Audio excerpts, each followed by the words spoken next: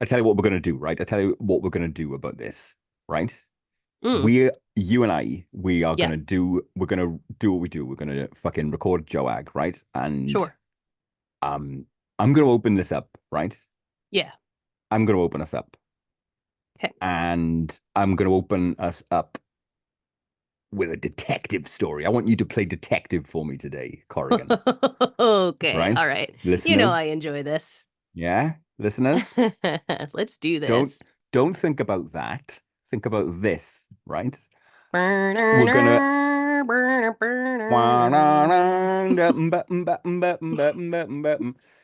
um come with me, will you please, to Providence, Rhode Island. Will you please come with me? Ooh, okay. Yeah. Now we didn't I've go been there, there. did I've been we? there a time or two. You've been there? Well, Yeah. describe it for me. If I'm, taking a jaunt along the fucking avenue in Providence, Rhode Island, what would I see? What's the vibe? Lots of big houses. Mhm. Water. Is it quite well to do? Yeah. Yeah, Yeah, definitely. At least like parts of it are. I mean, I'm sure that there's plenty of uh lower income people in Rhode Island as well, but like Rhode Island's kind of known for being like a bit conservative and a bit wealthy and like some of I the see. like all the like really huge guys like the Vanderbilts and stuff like that, like they had homes out I see. there, I not see. necessarily Providence, I don't think, but like Rhode Island. Okay. So, Well, if you but were in Providence, Rhode Island, it's very possible that you might chance upon Steer House Nursing okay. and Rehabilitation Center. Sounds quaint. Very possible you might. Steer House, it's a non-profit kind of nursing home, right? Sure. It provides palliative care, long-term care for dementia patients, Alzheimer's patients, other kind of terminal illnesses. Mm. Um, been around a long time. It's been around since the 1800s, established in the kind of late 1800s. It was opened as the Steer House Home for Aged Men. Why is that funny? It's just I can just picture the sign above the gate. Okay. You know what I mean? A huge wrought iron gate like Arkham Asylum. Steer Okay. House, home for Fair. aged men. Can I ask a quick Founded by, question? please. Sorry, just before you go on, this is like a non sequitur, but it just made me think of something. Like, you know how we always say like any building in your town is probably older than this entire country, right? Yes, yes. Well, maybe not Bicester, but I feel you. Well, Yeah, sure, not Bicester. Bicester is a mall, but yeah, in Oxford, for yeah, example. yeah. However, I'm curious, like when it comes to how long like businesses and stuff like that have been around, are they usually older than ours, or are they pretty like because we have a lot of them that is like, yeah, this has been around since the 1800s or whatever, things like that. Like, is that do you have businesses that it's like this has been around since 1642 or whatever? Oh, listen, there are for sure like ancient family businesses Okay. in the UK. I mean, I look, you're asking the wrong guy if you want any kind of educated or Sure. informed answer to this. Right. Let's just go like on a I don't even want educated or informed. Like if you're obviously again not Bister, but let's say you're in Oxford, like Yeah. and you're walking down the street, would it be typical for you to see like businesses that are 100, 200 years old, or is it pretty much like everything's newish? Put it like this. In in the last town I lived in Wales, right? Mm-hmm. There is a company called Sidoli and Sons Ice Cream. Okay. Okay. And they've been around since Sounds the charming. 1920s. They've been around since like 1920 odd, right? That's like, yeah, that's within America's lifetime. Yeah, yeah, yeah, yeah. That's I'm just Um, kind of that's what I'm curious about is like, I always think about like when it comes to structures, obviously we haven't been around that long compared to you guys. But in yeah. terms of like, how long a business has been around, everything's probably within a similar span of time, right? Like you don't have a ton of stuff that's like, oh yeah, this business is 1,000 years old. Well, um, take the Royal Mint, for example, right? Mm-hmm. Which is in Llantrisant in the valleys. Okay. Uh, do you have polo mints in the States? Is that a is that a food or do you mean like money? A polo is a little round mint sweet. Think like an Like a Altoid, I Mentos? guess. Oh, Yeah, like an yeah, yeah, okay. yeah, yeah. Gotcha. Yeah. Strong peppermint, and they are circular, right? Okay. And marketed as the mint with the hole, right? So a lifesaver. No, a polo. Well, sure. Our I'm trying to figure out what our analog is. That would be like a mint lifesaver. Yes. So Okay. a polo was marketed as the mint with the hole. Sure. Clantricent is known as the hole with the mint. I Yeah, like it. isn't it good? Yes. And the Royal Mint has been operating since 886 AD. Continuously. Yes. It's never shut down. It's just been running for literally It's been a going a concern since thousand years. 886 AD. It's where all of the coins in the UK are struck. All legally Oh, acceptable coins in the okay. UK are struck in the Royal Mint. I'm confused. Are we talking about money or candy? We're talking about money. It's a mint. It makes coins. The polo thing was just to bring it a little Oh, bit of local color, a bit of it. All right, fair enough. I zigged a little bit hard, you maybe. did. A mint being around for that long that like makes money makes sense. Yeah. I was Um, thinking this candy had been around since 800, and I was like, Jesus but yeah, Christ. look, there's a fuck ton of ancient businesses in the UK. Cambridge University Press has been around since the 1500s. Sure, sure. Yep. There's a bell manufacturing company, the Whitechapel Bell Foundry. They've been around since the 1500s. So yes, Twining's Tea, for example, they've been going since the 1700s. So Okay. yes, So there are. somewhere, yeah, I mean, the 1700s, again, there's businesses here that are that old, but 1500s is probably about as Yeah, old as you're going to find like an actual like yes. business being, as opposed to like a government body. We've got the Royal Mail, been around since the That's a government 1500s. body. Well, not anymore, really. Kind of, it's It was a government okay, body. fine. All right, fine. How about a Shore Porters Society in Aberdeen? They've been around since 1498. How's that for you? A shore porter? They're called the Shore Porters Society. They're a removals company, haulage, storage, Ah, okay. They've been and around they've since been when? around 1498. Ooh, Yes, indeed. interesting. Yes. Very Does that interesting. sate your curiosity on that? Yeah, I feel like basically on balance, probably you don't have like a ton of businesses that are like a bajillion years old. Like they're probably all within the past couple hundred years, but there are some that are old as fuck.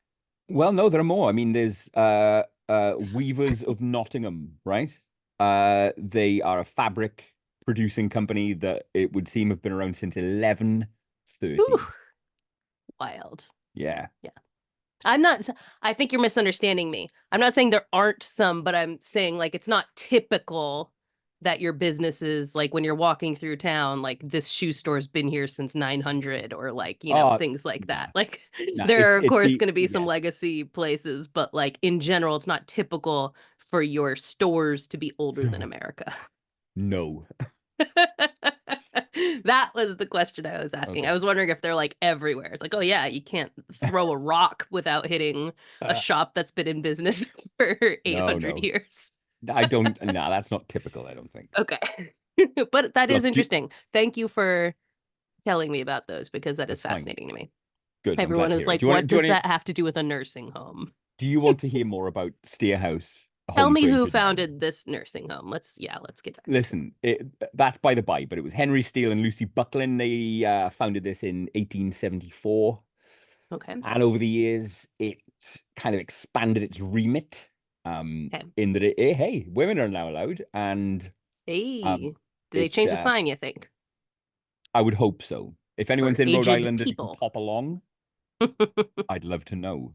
Okay. So let me tell you something about Steerhouse. And this is where the detective part starts to come into play, right? I want you to Okay. look at the tip of your pencil, start to take some Yeah, notes, paying right? paying close attention here. All right, 2005, Mhm. if you will. And as part of its kind of palliative care program, Steerhouse adopted a number of cats. Sure. Okay, a number of therapy cats, a number of comfort animals, stroke a cat. What the Mhm. fuck else are you going to do while you're eating your pudding? It's Um, just we don't say stroke here, and every time you do, I'm like, ugh. Why? Why would you do that? So if you've got what do you do with Pet it. Walter then? I pet my dog. Give him a I little don't. stroke. I'm not gonna stroke my dog. Well, I've stroked your dog, even if you haven't. Go on. Stroking cats. So yeah, 6 cats. One amongst these cats was Oscar.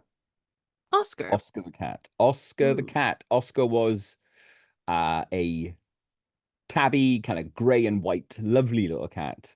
Um, Initially not particularly friendly, but he warmed up, of course, and he became a fixture of the hospital, sure. right?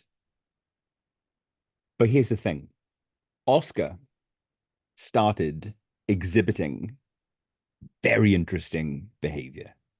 Okay. Very fucking interesting behavior. Let me tell you something. Staff noticed some 6 months after getting Oscar in the place in Steer House. Staff noticed that he would often curl up quietly, still, silent, nuzzling up next to patients who were then about to die. Oscar's a murderer. That's certainly one potential, uh, you know, um, thread of reasoning here. He's going and sitting on faces in the night. He's yes, demanding to be stroked. Um, but check it. No, seriously, Oscar would enter a patient's room, curl up Mm, on the bed, often ignoring other patients in the room that he would otherwise have an affinity with. okay. And within hours of his visit, sometimes within 2 hours of Oscar nuzzling up next to this patient, that patient would then pass away. Damn. Right? I would be so nervous if that cat came into my room. Oh, yes, you Like, fucking keep that would. cat away from me. It became a kind of informal joke amongst the staff. Oh, Oscar's doing his rounds, you know? Oscar is Oscar's the touring. Lucy Letby of the Steer House. Oh, you didn't. I'm sorry. It just Sorry. was right Sorry. there. That was right there. She's the innocent woman, Corrigan. I don't know. Ask Oscar. But look, there's way more to tell here. Okay. It was on the third floor mainly that Oscar's incredible talent started to make itself known, right? In a dementia unit known as the third floor. A Ooh, very calm, ominous. somewhat somber environment. Sure. A lot of the residents on that floor had advanced kind of degenerative conditions, Hmm. intensive kind of around the clock support. And as I said, while they were initially quite skeptical, the nurses on that ward often, then found themselves watching Oscar very carefully. I And would imagine. you'd think, yeah, of Watch course, the death cat. That seems like a wise thing to do. but not just nurses. This got the attention of doctors as well, right? To the Hmm. point where it became so reliable that when the staff noticed Oscar doing his thing, lingering near a particular patient, they would call the family in. Oh, interesting. It was that fucking reliable, right? How many was it, do you know, before they were like, this feels like a thing? Well, let me tell you this. Oscar came into the Steer House in 2005, right? Mhm. By 2010, Oscar had done his thing and predicted, air quotes, the deaths of more than 50 fucking patients. Jesus Christ. Yeah. Just as a side note, that is so many deaths. It must be like Oh, yeah. bananas working at that place. Like, Oh, yeah. Do not there get is, attached. I don't know if anyone who listens to us like works in hospice or any of those kinds of things, but my goodness, you Yep. you deserve your crown in heaven or whatever. Yeah. Or like how just going into work every day and just people dying just all the time. Well, well, look, how if we drive one point home on this fucking cast, it's it's a part of life. That's all it is. That's all Exactly. it Yep. is. Dust in the But wind, it's dude. still going to be, difficult if you work in that kind of environment. I Yeah. remember when I was a freshman in college, we had to do this thing called City Serve, right? And it's like the whole school at my university, um, like your floor basically that you live on, because everyone lives in dorms. Your floor that you Mm. live on will go and do some sort of community service project. Yeah. Um, and so, like one year it was like digging up invasive ice plants at Back Bay or things like that. Sometimes it's like manual labor or whatever, and other times Yeah. it's like doing something with people. And Yeah. so my freshman year, we went to like an old folks home in town, and because they don't get like a ton of visitors necessarily, and they No. love having like a bunch of like 18-year-old kids come in and liven up the joint. Did like chair yoga with them and stuff like that. We literally just hung out. Yes. And there was one lady there who was like in her 90s, and she was still like very sharp and everything, but the phrase that she said, that like, and it's a common phrase, but this was the first time I'd ever heard it. She was like, I don't even buy unripe bananas anymore. Cause she was just like, any day I can fucking drop dead, like this is you gotta uh, be ready for that. And I just thought, that's nice. yeah, it was like such a like healthy little Yeah. like It is. I find that very perspective, healthy. Yes. right? Like, Yeah. I know I'm here, I'm present, I'm sharp, I'm having a good time, but like, Yeah.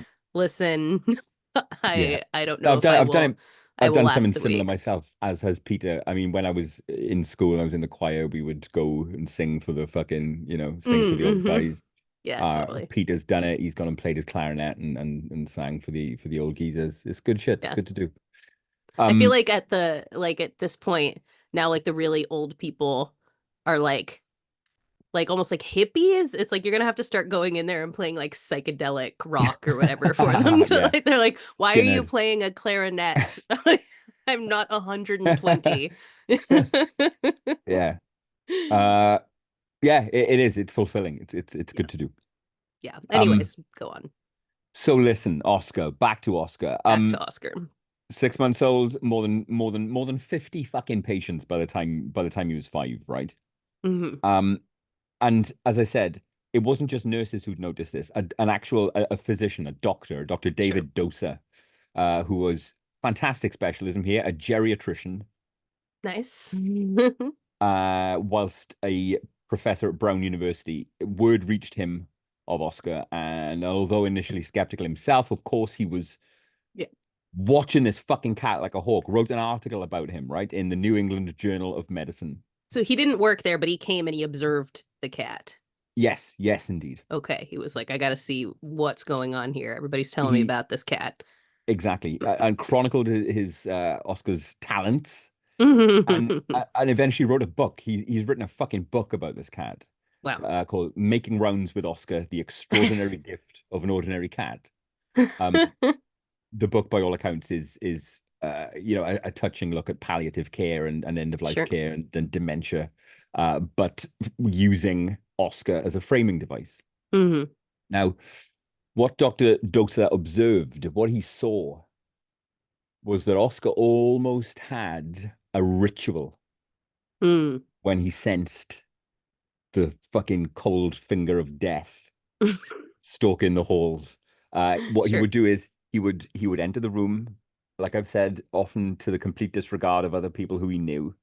He would climb onto the bed. He would curl up, typically around the patient's kind of legs or chest. He was still, he was patient, and he would stay right up until the very end, even if it took hours. He would just stay there. Mm. Was it always Oh, within hours? It wasn't like days or anything like that. It's no, like, no, no, no, no, this no. is imminent. Inevitable. Yes. Imminent Okay. death. Yes. Hmm. Uh, a lot of families came to find Oscar's presence comforting. They would view him, I wouldn't. simpletons. Well, no, but the simpletons among us might view him as like spirit animal, Sure. Yeah. something Hmm. fucking wanked like that. And Right. he was I Oscar. mean, let's Oscar not was, call spirit animals white because that's actually a Native American practice. When white people say it, let's oh let's call yeah, it that. listen, I speak from, the live, laugh, love fucking Right. contingent, right? Um, uh, but again, it's the accuracy, it's the consistency. Just to talk about some of these patients, right? Obviously, specifics are quite hard to come by, but there are specifics. Mary, for example, she was a Steerhouse resident with Okay. advanced Alzheimer's, Hmm. and her, Oscar did his thing, and the family were comforted. The family felt that Oscar's passing was a little that Mary's passing was a Yeah. little less lonely. Sure. Yeah. Yeah. Um, there was another resident who simply went by the name of Mr. T. No name, no full name, Okay. but his family found it quite difficult to come to terms with the presence of this death predicting cat by his side. But they Right.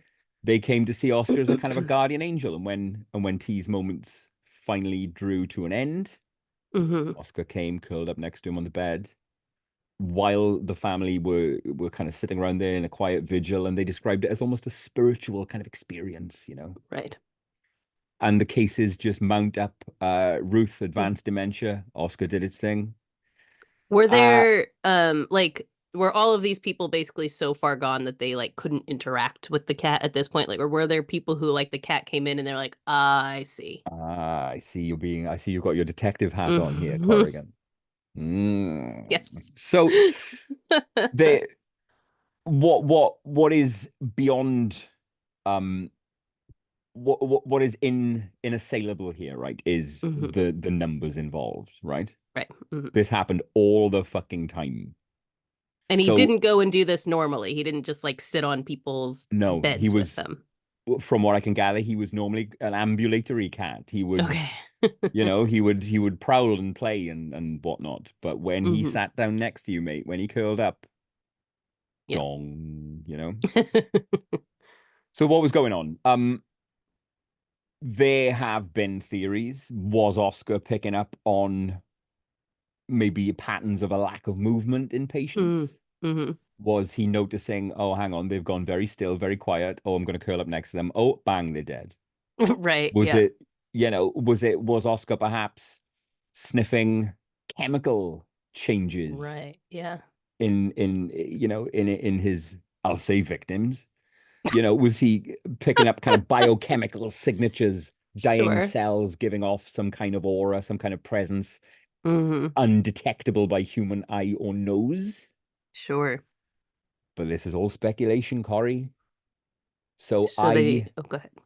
throw it to you right Mm, now, right? yeah. What do you think was going on there? So there's those are like the basic theories. There's no like nobody has figured it out per se, and they've Nope. never had like another cat that did it.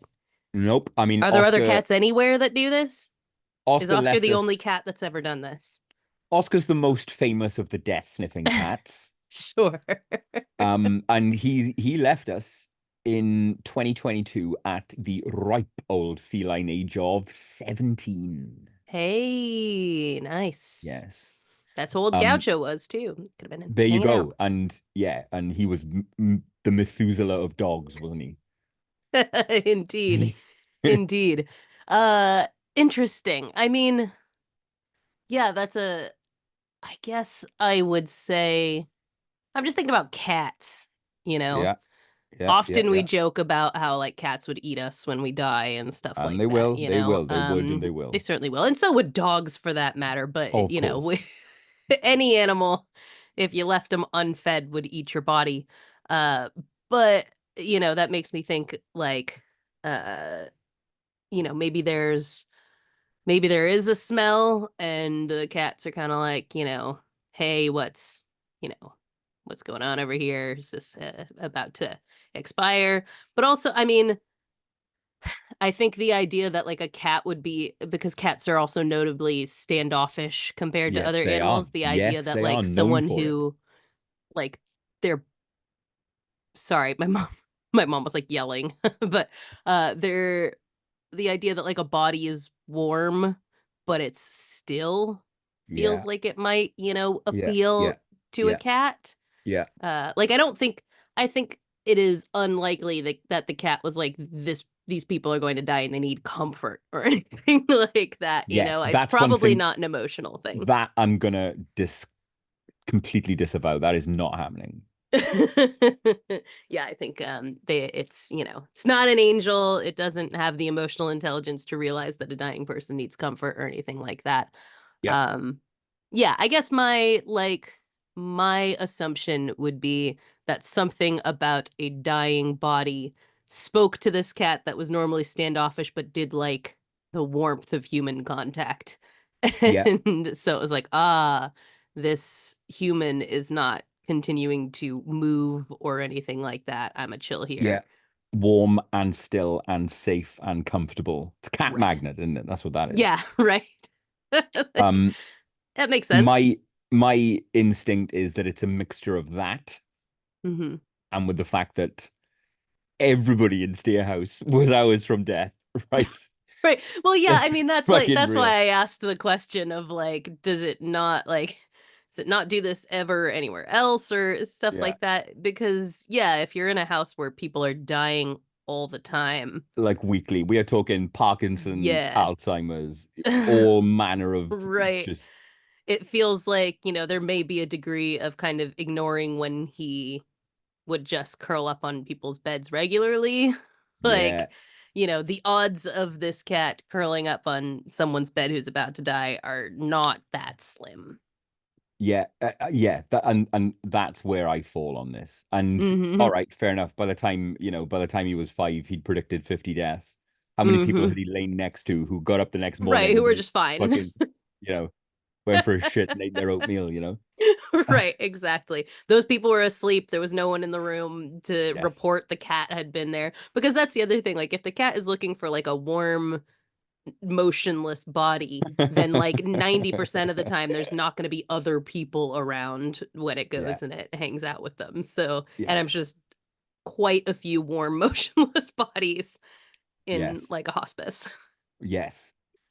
It occurs to me that there's one particular listener of ours who I'd like to weigh in here, Ooh, okay. and I think you know who it is. Is it Eileen does does Eileen? a with like 8 E's in the middle. Does a body in the minutes and hours before death exude, anything below the human kind of rate of perception? Mm, Is there anything, do cats or dogs or other animals have? They have perception beyond what, color and smell and yeah, whatever beyond obviously. ours, Yep. So is that it? Were they sniffing death somehow? Mm, I like that question. Uh, what caused me to laugh about 30 seconds ago was it suddenly hit home. There's a our openings to this podcast are very different, aren't they? Yeah. Yeah, they are. What if a cat could smell death? That's my input here this week. Doop de Oh, and I'm doo. happy to have you, Marco. That's all right then. All right. How's that for you? Love it. That'll hold Listen. them.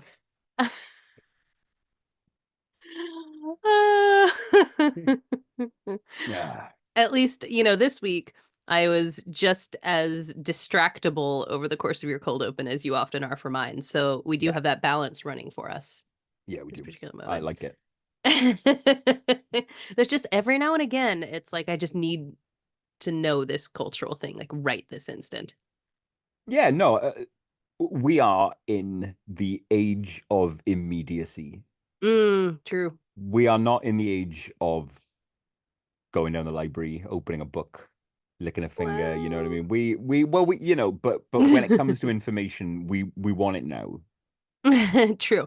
I would You know? say, listen, that feels like a cynical take on it.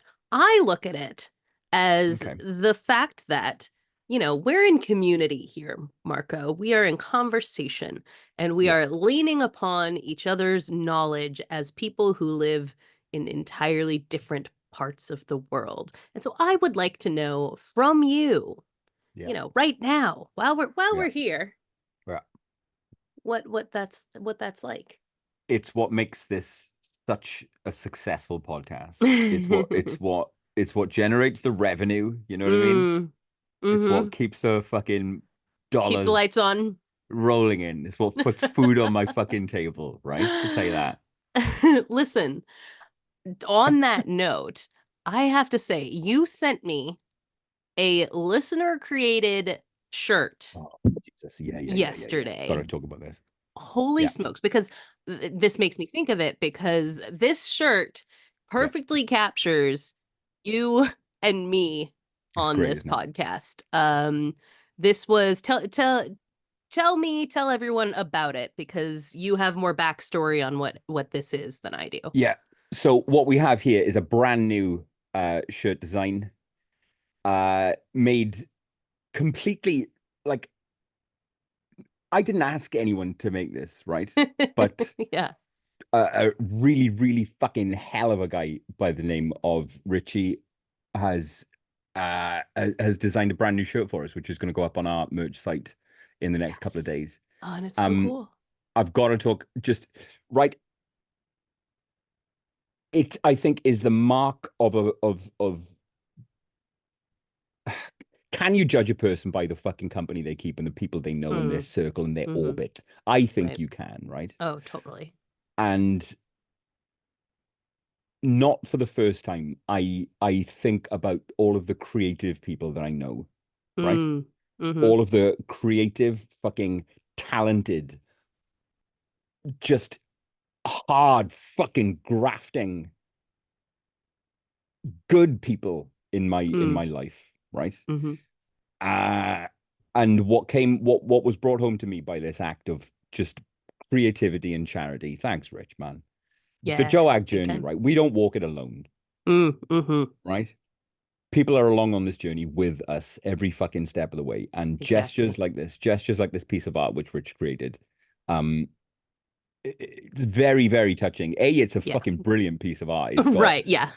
It's just super cool for one. me being manic as fuck wearing a Freddy glove. It's got you reading from some kind of ancient Reading from a tome. book. Yeah. Yeah. It's With a got big smile. a grave with some fucking zombie coming out of. It's Oh, it's fucking so cool. brilliant. We can't It's wait to show it to you. yes, it has the essence of Joag fucking bursting from the Exactly. threads. Hmm. And Rich is a talented motherfucker. Legit as fuck as well. He's also Yeah. legit as fuck. Does graphic design and designs. You know, like when you watch a soap opera or like a drama or whatever, and there's like mock products in the background and mock Right. Yeah. websites. He designs that kind of thing on the That's fucking so BBC cool. for fuck's sake, on Casualty and Hobby City and shit like that. So And rad. Rich has turned that immense talent to helping us with our shirt design. So yes, just I am humbled and I am grateful and I am honored. Thanks, dude. We really Yeah. appreciate it. 100%. So many Yes. thanks. And I echo everything that you said. It's just, yeah, Yeah. very, I'm constantly just floored by the Yeah. people who have chosen to spend their time with us and share their gifts with us and all of those kinds of things. It means a ton. So thank It you. does. It's cool as fuck, is what it is. Cool as So fuck. our And we can't wait thanks. to show it to you. Yeah, it's gonna be awesome.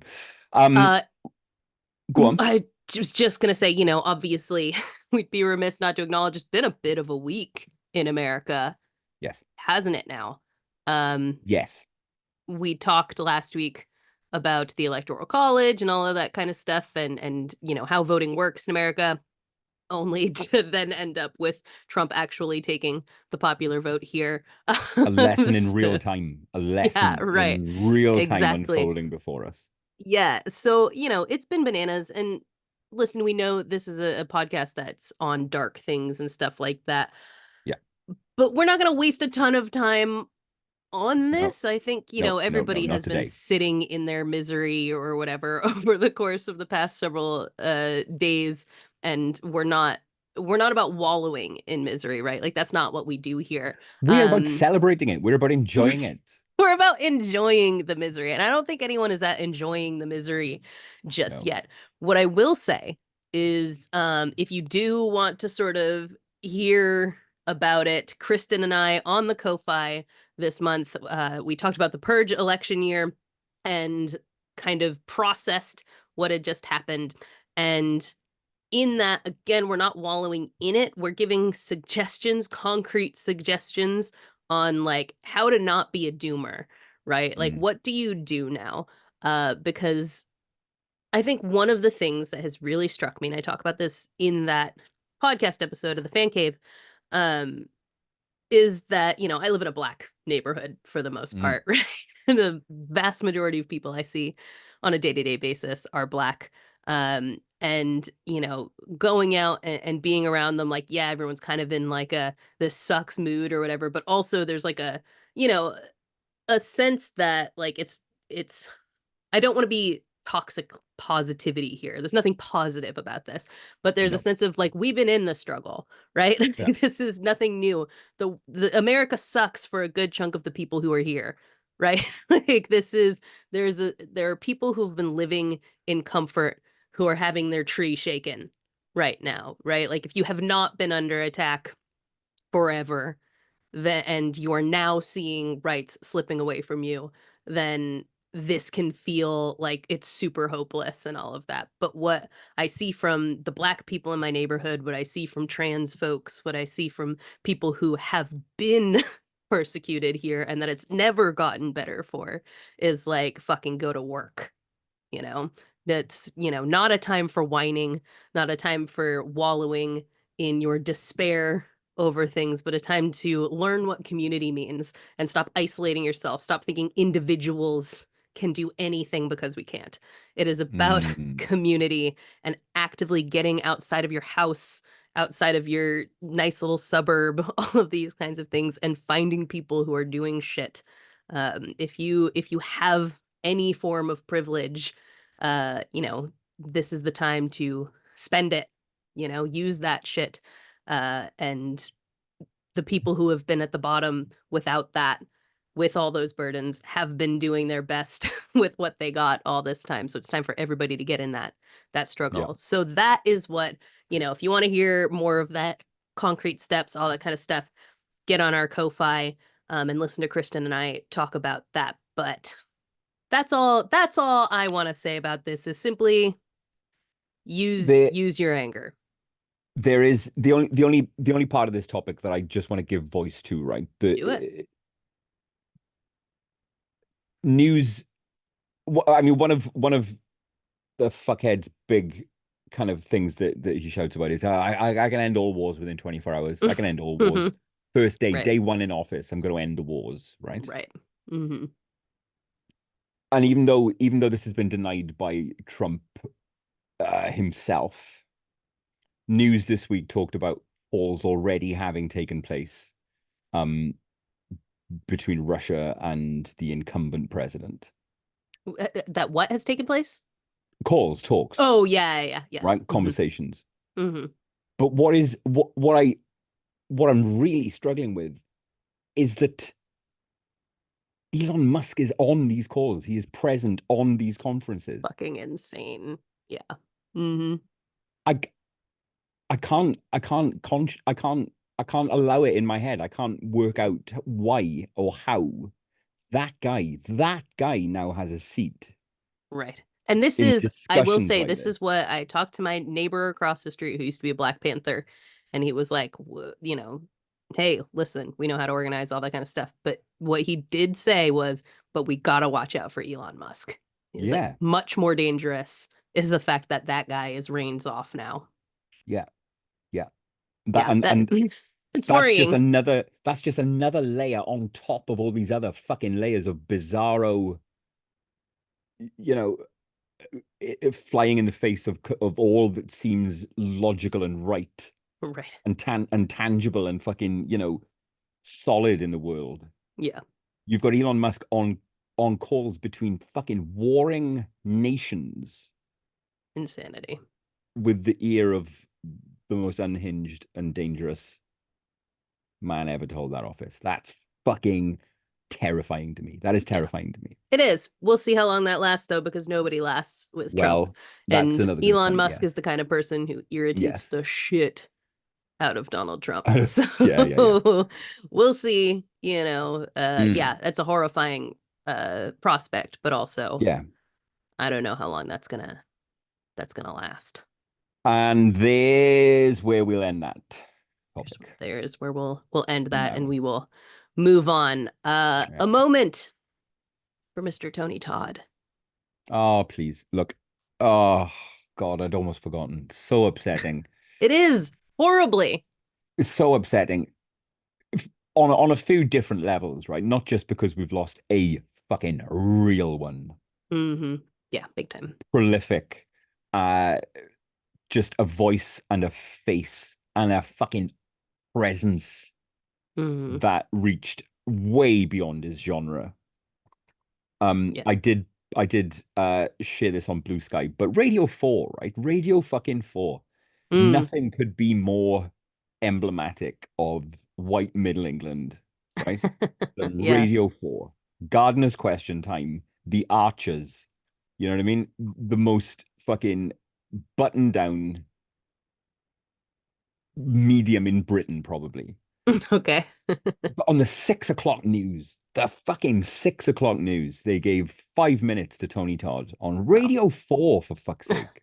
Yeah. That tells you all you need to know about The the impact. impact. Yeah. Yep, Jinx, the impact that guy had outside of his genre. So there's that. That sucks, right? I fucking hate it. But I'm certain I will have said this on the cast before. But what better reminder is there of your own lengthening years?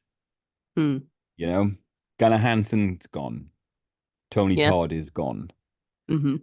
It's gonna just keep happening more and more often now, isn't it? I mean, he was so young though, you know. It's only 69. Nice. Yeah. Yeah, no age, no fucking age, no age. Yeah, I was thinking, you know, today's my dad's birthday. Okay. And that he died when he was 60, just short of his 61, his 61st. It's not a word. All right. His 61st I'll allow it. birthday, about a month before his 61st birthday. I like it, and, actually. I like 61st. I like once. We're going with 61st. Yeah. And I was thinking about that because today he would be 74, which is like a wild thing to think about when like you haven't seen someone since they were 60. Like that's such a huge leap from there. But thinking, you know, that's only like he was only 8 years older than my husband is now when he died, you know, and right, isn't that crazy? And like, yeah, 69 is so young in this day and age to pass. And you know, when you're looking at some of those guys are like ancient, but you know, we shouldn't be losing Tony Todd at this point, you know, and someone who is by all accounts just like great with fans, a wonderful person. Everyone has nothing but wonderful things to say. I think once he responded to something I said on our Jack of All Graves Twitter, and I was like, wonderful, wonderful. I was like so stoked on it. I'm sure I have a screenshot somewhere. I should pull it up, but I would love to see that. Yeah.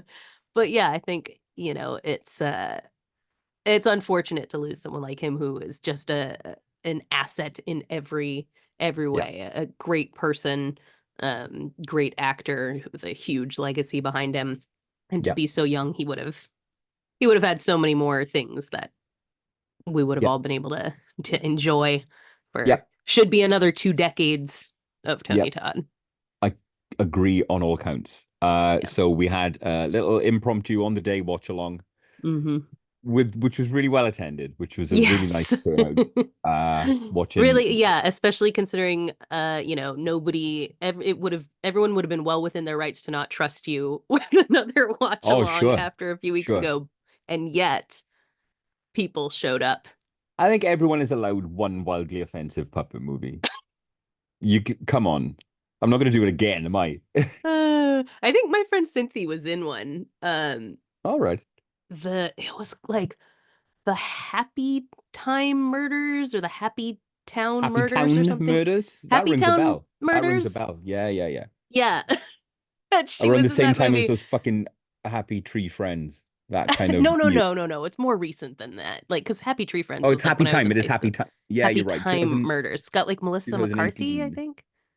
In it. Yeah, and Cynthia was like, oh yeah, like Melissa McCarthy was really nice. And who was the other person in that? Your friend Cynthia? Well, right, but aren't there 2 women who are like the leads? Was it Maya Rudolph? I don't know. I just remember that, like, you know, shooting it, she had like the absolute best time, and then that movie was like just people weren't like offensive puppets. Let's go. Well, Maya Rudolph is in it, as is Elizabeth Banks. No, that adds up. Yeah. Elizabeth Banks is just like, oh, is there like a comedy with women in it? Elizabeth Banks. Yeah. Anyways, but yeah, no, we watched the 1990 version of Yes. Night of the Living Dead, which is a banger Yeah. if you haven't seen it. I mean, It's superb. And look, I know with Tony Todd, where do you go? You go to Candyman, obviously. mhm. But for me, Yeah, Night of the that's the Living Dead obvious is answer, but absolutely his best role. He is a full-on mhm. leading man in that role. Oh, 100%. Yeah. Uh, he absolutely exudes authority and fucking Mhm. just solid believability. He in that movie, before he utters a fucking word, you know he has turned up to take charge of the situation, and you will do what he says because you Mhm. know he's got it on lock, you know. Yeah. Or he It's doesn't, but also, it seems like he well, does. yes, yes, yes, yes. It's Uh, also just a brilliant, brilliant fucking remake. yeah. Uh, there was a point during the watch along where I just kind of checked how long was left, and fuck me, there's 20 minutes of this film left to go. How on earth did that happen? It just Right. goes in the Yeah, blink just of an eye. rockets. Tom Savini not fucking about at all in any of Mm-mm. the subtext. ACAB, uh, white men are fucking idiots. Yep. Uh, Rich just people suck. Yeah. rich people suck, absolutely. Yes, yes, yes, Yeah, yes. it's the women women should be Yeah. handed the helm, Yep. There's Yep. like, yeah, it's Progressive, great because progressive as fuck. it's a super progressive movie, far beyond where we really were as a culture in 1990, I think. And Yeah, it's I just, agree. yeah, it's phenomenal. And just like, as we were watching it, it's just like the really like the details in this movie that really get you, which is like what Savini is so good at in his like craft when you're used to him like Yep. doing your effects and stuff like that. He brings that to directing. So just like Detail. even little That's things true. like the first zombie we see being like in a suit that has been cut open in the back, with the little Autopsy Y suit. cut from the autopsy and everything. It's the Yeah. funeral suit, right? Like they don't put you in a full Yeah. suit, they cut the back out of it so they can slide it onto you. Um, or the fact that like that one couple is like clearly dressed like they came from a gala of Like some a yeah, sort, yeah, yeah. or Yeah. like so you have Yeah. these like little clues to who people are and It's full what's of been going stories, that on. movie. It is absolutely full of stories. Yeah. I said this at the time, but it bears repeating, right? Before the internet or fucking Zack Snyder got a hold of zombies, they were fucking great. Because, That's true. a big ticket zombie movie was a rarity. They weren't popular, they Hmm. weren't, a meme. Yeah, totally. And this is up there with the best. Every part of this movie has a story which branches off elsewhere, Hmm. from the costumes that the walkers are in, um, to the home itself, the house that they hold up in itself, full of character, Hmm. full of like pictures and little kind of details. It's Yeah. beautifully shot, long shots Yeah. of people moving around the set in different places and doing shit Yeah. on what feels like a real working set. Right. And even like I It's think, so one of the things good. that I kind of joked about in the chat, but I think is intentional too, is this like Sisyphean nature of Yeah, yeah, that yeah, yeah, house, yeah. right? Like that no matter what they do, they're always pushing that rock uphill. Every time they've like made it 10 feet Yeah, outside that house, they end up back inside that house again. love that. It's so great. It's like they have all this space and yet it's claustrophobic. Yeah. And which is a constant reminder of what Barbara is saying throughout this whole movie, that like we can just walk past them. We're making it harder for Yes, yes, ourselves, yes. It's even self-referential, because Mhm. she's right. One of the first She's things she says, right. they are so slow. We could just walk the fuck out of here. Right. Oh, it's so Mm. good. It's so good. And you're right. I don't think I've ever really thought about this before, but I always say I don't like zombie movies. And then every time we watch like a 30-year-old zombie movie, I'm having a good Yep. time.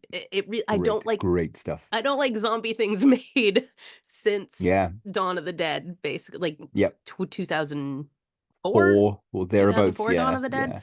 yeah, Yeah. yeah, From that point forward, I am not interested in zombies, but you're absolutely correct that the ones yeah. that, you know, came from the old days, I pretty uniformly actually quite like them.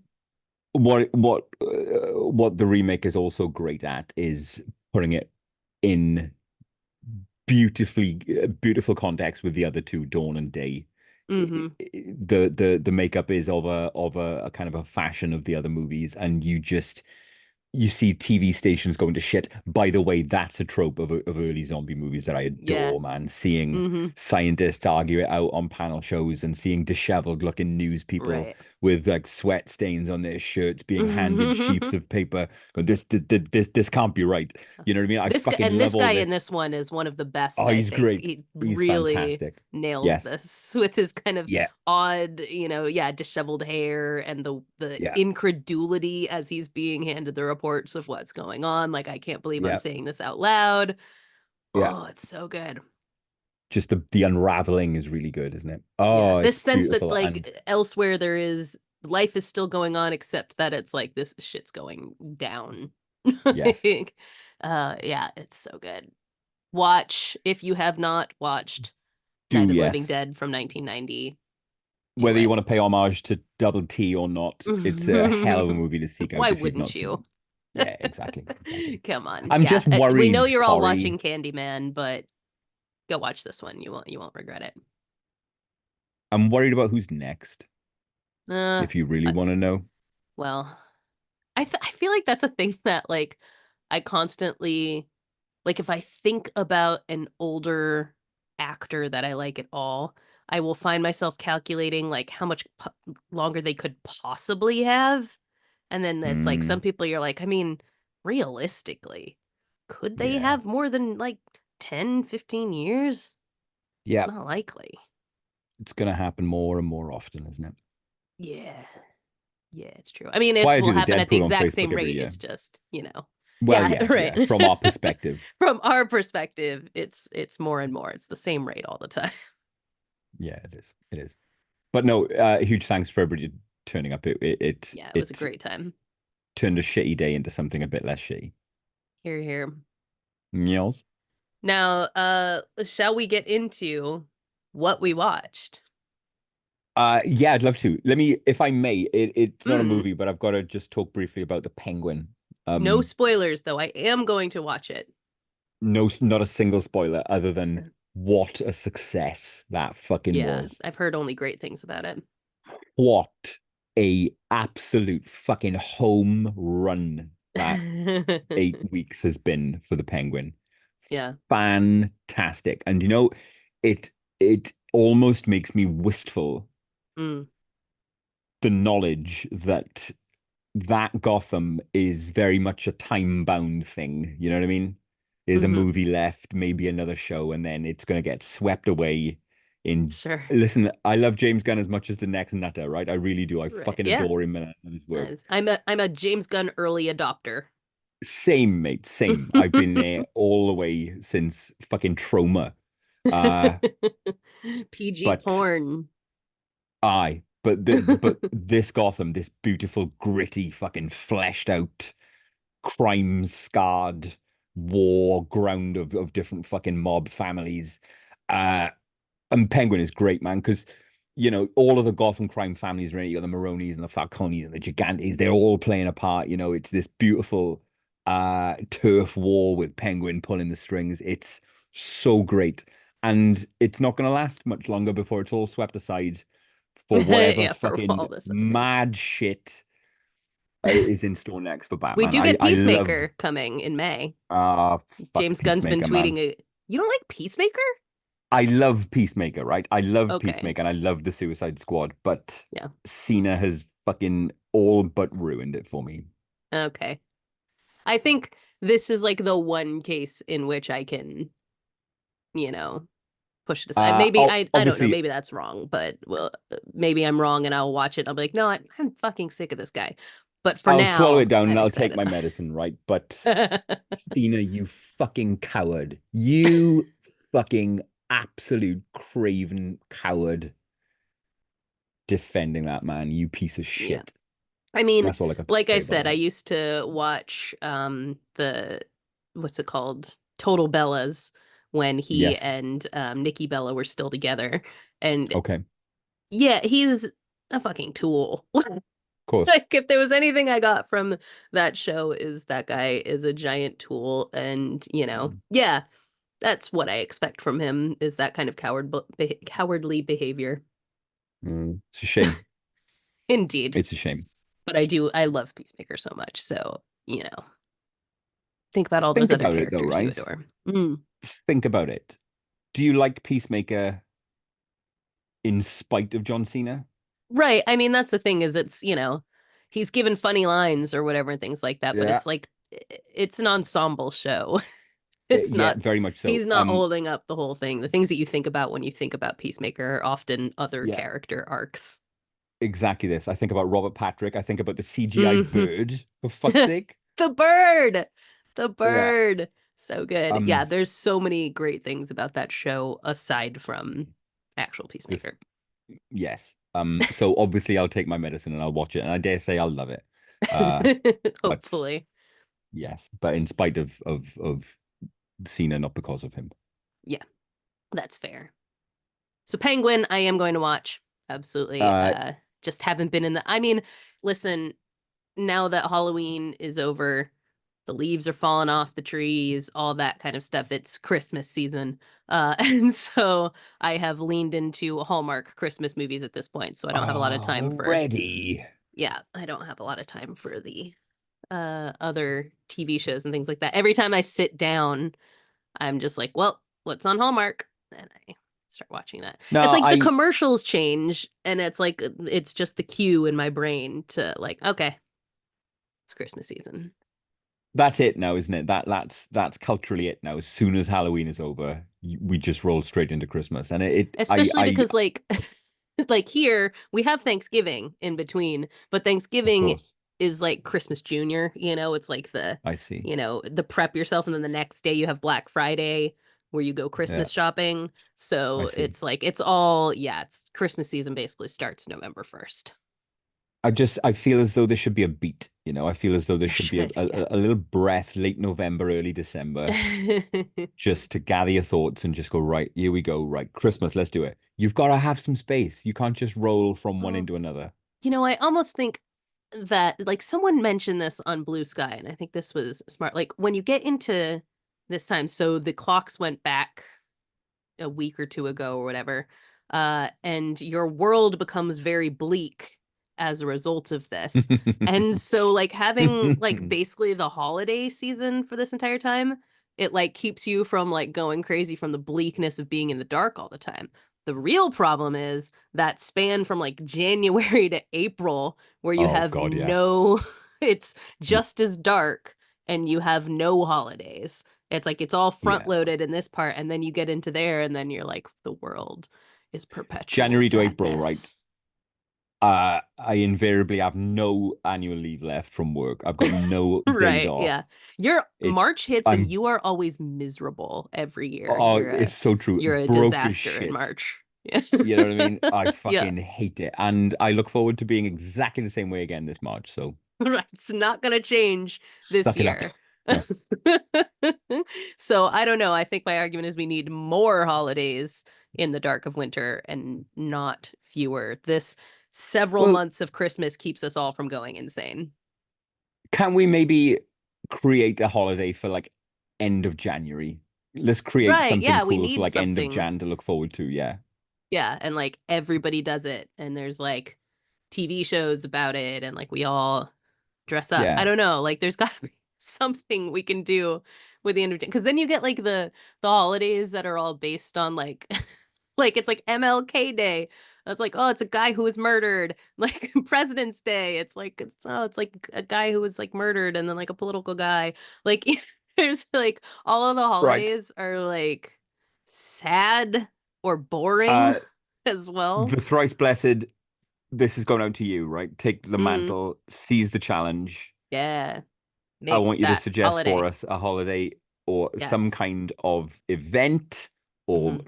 fucking something to mark our calendars with end of January Yes. to just stave off the Yeah, despair just and the the gloom. sads. Yes, please. I'd love that. If you have any ideas, Yeah, come at please me. do. Please let us know. I'll design a card. Love it. Yeah. Mm. We'll have a party. It'll be a grand old time. We'll What we have a grand watched. old time. What have you watched? You do one. You go first. I watched Frankie Freako. All yesterday. right, yeah. Yeah, yeah, yeah, Which is yeah. a Steven Kostansky joint, who of course we love from The Void and from Psycho Gorman, I naturally. keep forgetting that connection. I keep forgetting he made The Void I because know, because that's it's a so very different. different film to Psycho Gorman and Frankie Freako. Right. Very different movie in that Yeah. it's great. Yeah. Well, I've Psycho kind of Gorman's reevaluated. great too. It's just a totally different kind of movie. Yeah, like whiplash-inducingly different. They Yes. are they are completely different works. It's almost like they have almost nothing in common. I can't think of a single Right. thing they do have in common. In fact, I guess practical effects I in these.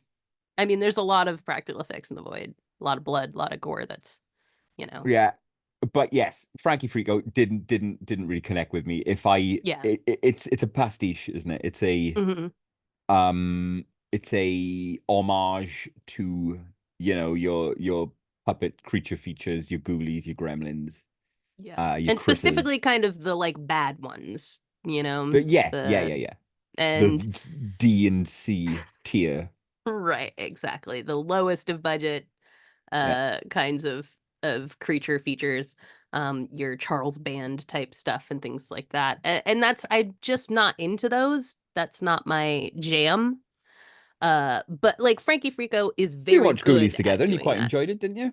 I did. I don't think Ghoulies is quite the same vibe as this. Like, I mean, it's like surface level, like the creatures and all that kind of Do you stuff know what? is, It's but Ghoulies 3 is what it is. it's Ghoulies 3. It's Ghoulies 3, which I lasted about 15 minutes through. Right.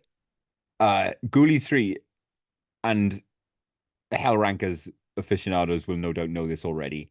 But Ghoulies 3 Hmm. takes some awful choices in that the puppets, the fucking monsters start they can talk and they do they've got Right. a Three Stooges shtick going on. This is that, isn't it? Frankie Freako is Hmm. Ghoulies 3, it's not Ghoulies. Yeah, exactly. So it's very good at what it's doing. And if you like that kind of thing, it's going to absolutely tickle you. Didn't really connect. I appreciate that, he's always going to be good at what he's doing. The puppets are great and all that. It's just I was playing my Duolingo after a while because I was like, this is not really for me. Yeah. Um I quite like the puppet who just continually says Shabadoo. That was quite fun. I did like the Shabadoo. I That quite was one of those things that made me giggle like every single time he did it. Shabadoo. that's the one thing I took away from it. The first time he did it, Shabadoo. And I was like, oh, that's good. Uh, It's uh, good. Let's see. Oh, I went to the cinema. I hadn't been in a minute. did you go to the That's not pictures? true. I went to the pictures. I went to the pictures last week, and we'll talk about that. But I did go the other Fascinating to me day. that you always thought that me saying I'm going to the pictures Thought it was me was a doing a bit. bit. But Yeah, nah, that's what I call that's it. That's what I call going to the pictures. Go to the I pictures. didn't know. Apparently, Brits say the pictures seriously and Mm, not to pretend that they are in the 1930s. nope. So Always makes me for think of my nan and it makes me think of my mother. Should we go to the pictures? Love it. yeah, so for the past 4 years, I've thought we've been doing a bit together, and I Nope. was the only one doing a That's bit. how I talk. That's literally my vernacular. Well, now it's part of mine as well from this bit Yay. that we were totally both doing. And I went to the pictures on the other day. I don't know, whatever day it was. And I saw Heretic, the new Hugh Grant led horror Wonderful. movie. As soon as Wonderful. I saw the trailer for it, I was like, in, yes, let's do this. I love Hugh Grant. Fucking love Hugh Grant. So that's always Yeah. gonna sell me on something. And Yeah. sinister Hugh Grant, sign me the fuck up, I obviously. like Hugh Grant to a lesser extent, but in the same kind of way that I love Nick Cage, Sure. in that you've made some choices that I Hmm. really approve of lately, sir. Yes. Totally. I think And he's yeah, like really leaned in. Like, I feel like the rom-com era of Hugh Grant happened by accident. Like, sure. that was not the guy he expected to be. But it made him bajillions of dollars. So he's like, Yeah. fine, I will be your leading Yep. man, or whatever. For And now, for now now, he's a Hollywood, I'll play your game. weirdo. Yeah. Yeah. Like, he can be the guy that he actually is and like do weirder stuff and whatnot. And he's leaned into that. And I find that delightful. So Heretic is I had a lot of fun with it. I feel like this is a very Joag movie. It I deals don't want with, any spoilers because I'm really yeah, looking forward to it. yeah, but I mean, from the trailer, it deals with like religion, Mm. and belief specifically. It's a movie about belief and what it means to believe, and yeah, that's kind of the theme of it. Hugh Grant is phenomenal in it, and the two girls who are in it are amazing. I Do feel they like serve cunt? no, not at Do they all. not? No, Mm. no, no, no, no. Half a star off right there. They're Mormon missionaries. And I think, one of them is like a little bit uh bitchy, I guess, but in a with this sort of innocence to her as well. And they both, I think they just play their roles so fucking well in this. It's like they get overshadowed by the fact that like you're gonna come out of that like Hugh Grant, but they're both incredible in their roles. So then there's basically only three people in this movie. Topher Grace is in it for Oh, is he? probably 2.5 minutes total over the Oh, there's course of the nice. movie. Good. Good for him. But it's essentially these three people, and it's a delight. So go see Heretic. Big recommend it. The other Superb. thing that Now, I went and saw, we both saw last week. we haven't talked about Smile 2, have we? That's Yeah, what you're exactly. referring to, I think. Uh, Smile too. listen, fucking hell, man. Yes. Yes. Yes, very much so. All I can say is, well, I can say more, but I'll start with just yes. I Yes. think that was like Yes. basically what Yes. our text messages were afterwards. We went normally, you guys know, we sit in our own homes and we press play on a movie at the same time. But Mark was like, "What if we both went to the movie theater at the Yeah. same time?" Yeah. And just so we did that in our respective countries, and got out of the movie like 5 minutes apart from one another. And I think it Yeah. was basically just yes all around afterwards. Where to start? So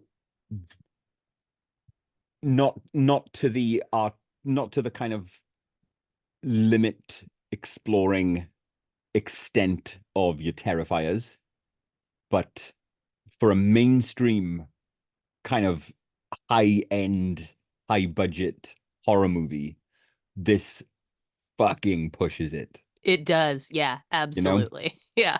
Um, it doesn't cut away.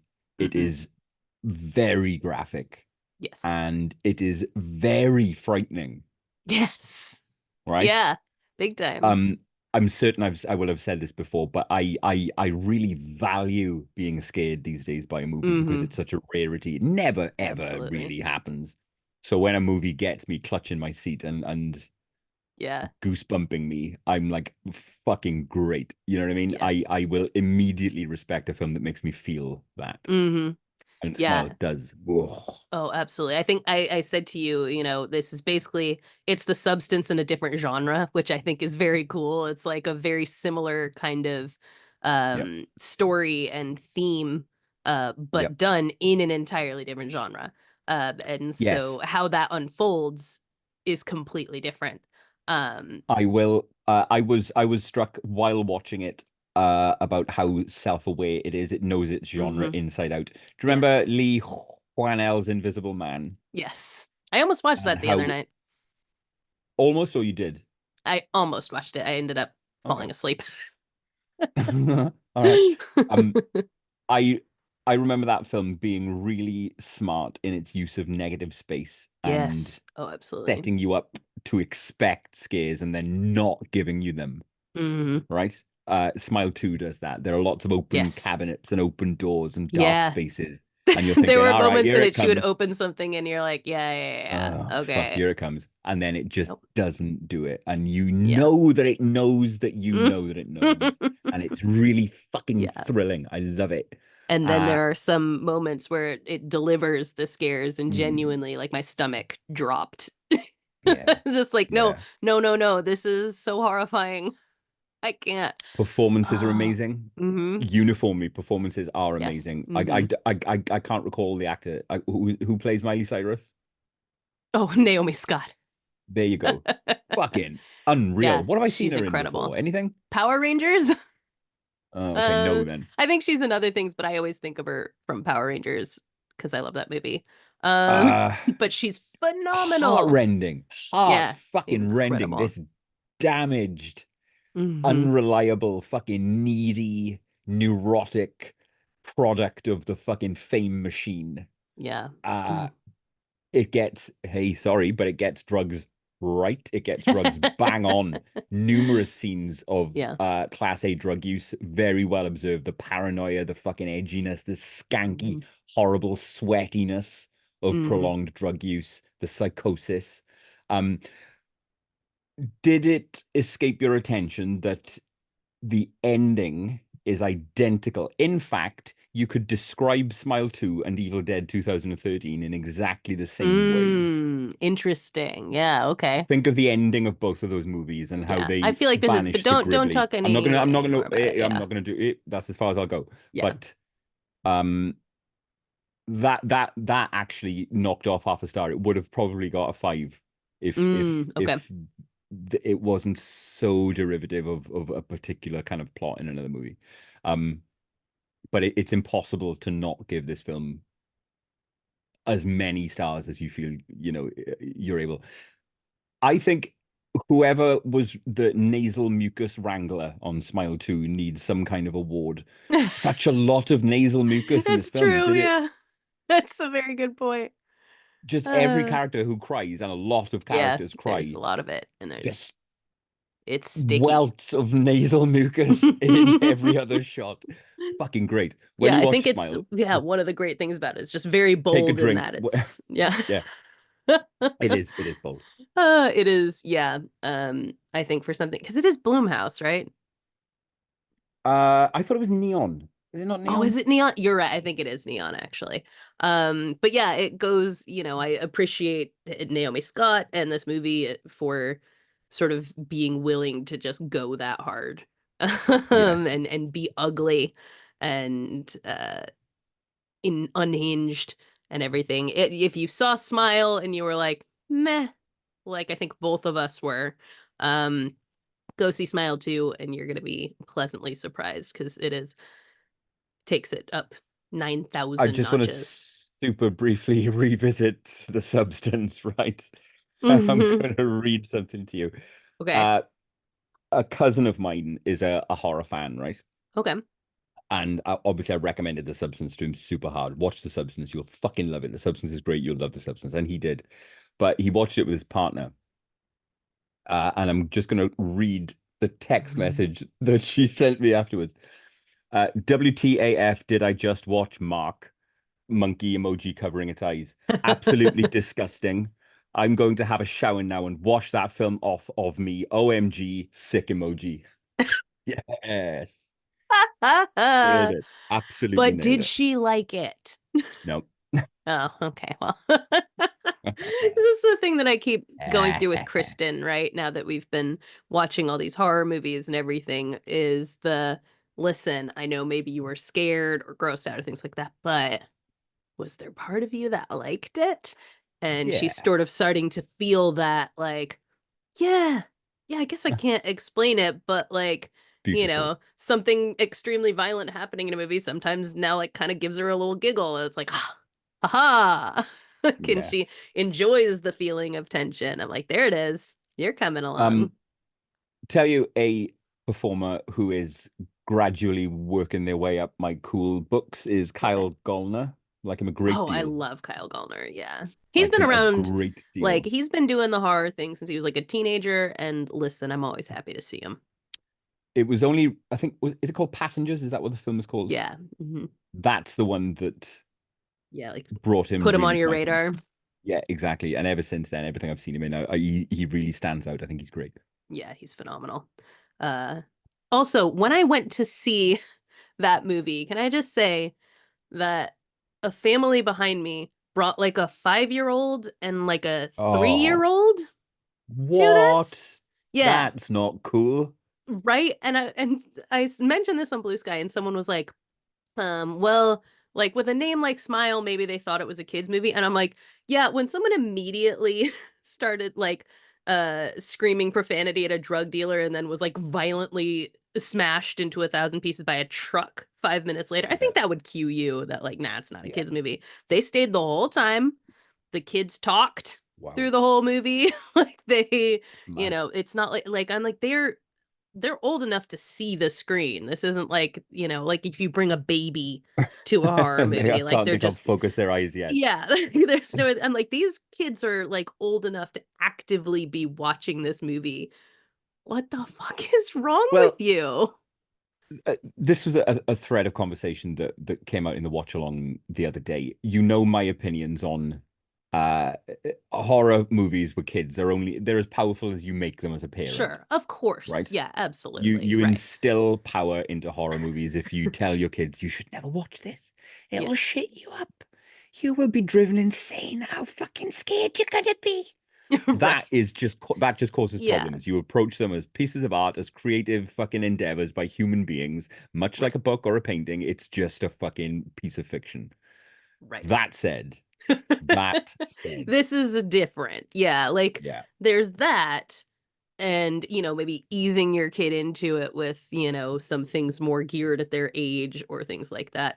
And then there's maybe just being an irresponsible. Smile is right column. Yeah, it's firmly right column. This is, if you showed this at a party, your friends might be like, I'm not coming to your house anymore. It's like, it's firmly a right column movie and not appropriate for a small child by any stretch of the imagination. This is not keeping your kids from being afraid of things. It is like just bad parenting.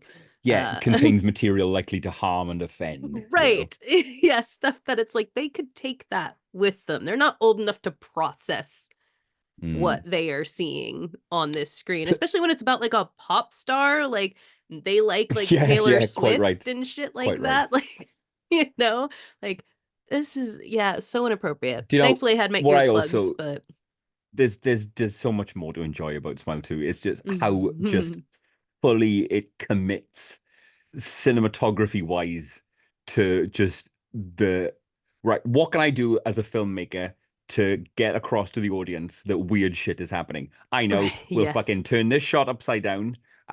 We'll just fucking there's one particular shot, oh my god, came out of nowhere, right? Where Miley Cyrus is in a lift and the doors open and bang, you're in a completely different part of the city. She walks out of a totally different part of the city. And I was bowled over. This is fucking brilliant. And not the sort of thing that you normally see in a multiplex horror, you know? Yeah, totally. Go see it. Obviously, we have so many good things to say. Now I want to watch it right now. Same here. That I can't wait to see it again. And the last thing I will say, in a similar way to how validatory it's been in the last week or so, seeing Blue Sky take off, right? I knew it would. I always fucking knew it would. I knew it was the one. I knew, right? I've always known horror was the one, right? And true story.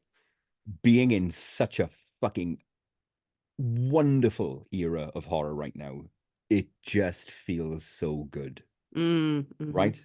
Yeah, I'll tell you, fucking there's no dangerous ground being broken in the fucking romantic comedy genre, right? There's not. There's very little kind of fresh. There ain't much to say in like the action comedy fucking arena right now. Not much new is going down. Horror, new and exciting and cool as fuck things are happening all the fucking time, and it feels so good. Constant innovation. Yep. Here. And that's all I got to say about that. We both, on a sort of, after that, a sort of meh note, we both also watched Woman of the Hour. Oh, you saw that too, yeah? Yes. Which is fine. It is fine, yes. But, you know, set your expectations very much to the middle of the road here. Welcome to Netflix. Yes. Ba-bum, you know? You're not going to see much here to challenge you. Right. Except maybe Anna Kendrick's transcendent ethereal beauty. Sure. That's challenging. Yeah. I'll give you that. She challenges me. She challenges me just by existing. I can't believe that something so beautiful can exist in 3 dimensions. How can she be real? I do love Anna Kendrick. Yeah, she's great. Her book is delightful. Scrappy Little Nobody. She's a delight. Is it? Uh, she she is so beautiful, Anna Kendrick, that she feels as though she should be fictional, like she should be a painting or a Sure. sculpture, but she exists, and I can't quite And yet she walks rationalize that. amongst us. Yeah, and yet she's a living creature of flesh and blood. So you've got Movie's that going for you with bland Woman as of the fuck Hour, though, just but it's a super bland. bland movie. Yeah. Uh, Nothing else to write home about there. Yep. I think we did. See also, go Oh, on. go ahead. Joker 2. Yeah, I was trying to remember, did we talk about Joker 2 or not? But yeah, regardless, you're Enough said. You know what I mean? enough. Enough said. Yeah, indeed. That's a shame, isn't it? Uh, You know, of mm, all the people who was geared up to be forgiving towards Joker 2, right. Yeah, you were very on board. yeah, and it disappoints and mystifies at every stage. It is dull. It is just a head scratcher. It's like, Yeah. there's a conspiracy theory out there that it was like an act of protest on Todd Phillips's Right. part. Yeah, that's we did talk about this movie, but I don't think we mentioned that. Like that it's Mm, just yeah, there's like a whole contingent of people that think it's like even Quentin Tarantino said this, like, oh, it's yeah. supposed to be like a middle finger, but it's like intentionally like this. No, nope. Come Studios on. don't fund middle fingers to the tune of, Right. However tens of many millions of dollars. bajillions of Yeah. dollars they Nah, gave that to ain't how this it works. movie. Yeah. Like this was yeah, it was just a flop, Yeah. plain and simple. So, yeah. Look, hey, for every Joker 2, there's a penguin. Well, there you go. So, it is what it is. I did a Deep couple as fuck. old flicks this week. Have you seen Eyes Without a Face? Um, yes. You have. No, I haven't. I've seen Eyes of My Mother. Oh, yeah, no, different movie. Both black and white, Eyes? but Eyes Without a Face. It's from No, I haven't. I want to say like 1959, 1960. Eyes Without a Face. It's a But French movie. Sidoli's ice cream were trading then. They could have gotten themselves a Well, Sidoli's ice cream from they Ebervale. sure were. Yep. Eyes Without a Face, the French movie that I have heard of by reputation for ages. I could have told you with beforehand what the cover looks like and everything. A woman in like a Les yeux white mask. Les dans le yeux sans visage. visage. Yes. There you go. um, yeah, It's a that is French what it's ass called. movie. Les yeux sans visage. Huh. But yeah, woman in a white mask on the cover and everything. But I didn't know anything about the plot of this movie. And listen, I'm going to keep it that way for you, dear listener, because I think I really benefited from going into this and being like, what in the actual fuck? Hmm. It is for a movie made in 1960, like I'm gonna call it gory. It's not like what we would call gory now, but watching something like this for then, you're like, yikes. There's some stuff they are doing in this that you absolutely do not expect. It's horrifying. It's an incredible movie. Watch Eyes Without a Face. I'm going to tell you no more about it than that, but it is very much worth your time if you have not seen it. The I'm oh, go ahead. right.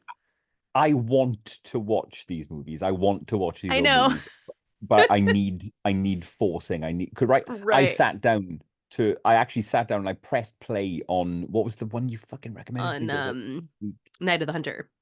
Night of the Hunter. I've got it downloaded. It's on I Plex, and I saw sat down and hit play, but I something pulled me away, just like and I just couldn't commit to it. I simply couldn't yeah. do it. But I want to. I want to be better. I Yeah. want to do this. Yeah. For the record, Eyes Without a Face I think is shorter than Night. Okay, Although Night that of the Hunter I helps. think is only 90 minutes though. It's pretty short too. You just Hmm. gotta hunker down, fight past the barrier and watch because some of this stuff is so good. And Eyes Without a Face was yeah, it's a scary movie for sure. So off-putting. And it's great. And then another old one that I watched was 1962's Carnival of Souls, which I hadn't even heard of before. Have you seen Carnival of Souls? No.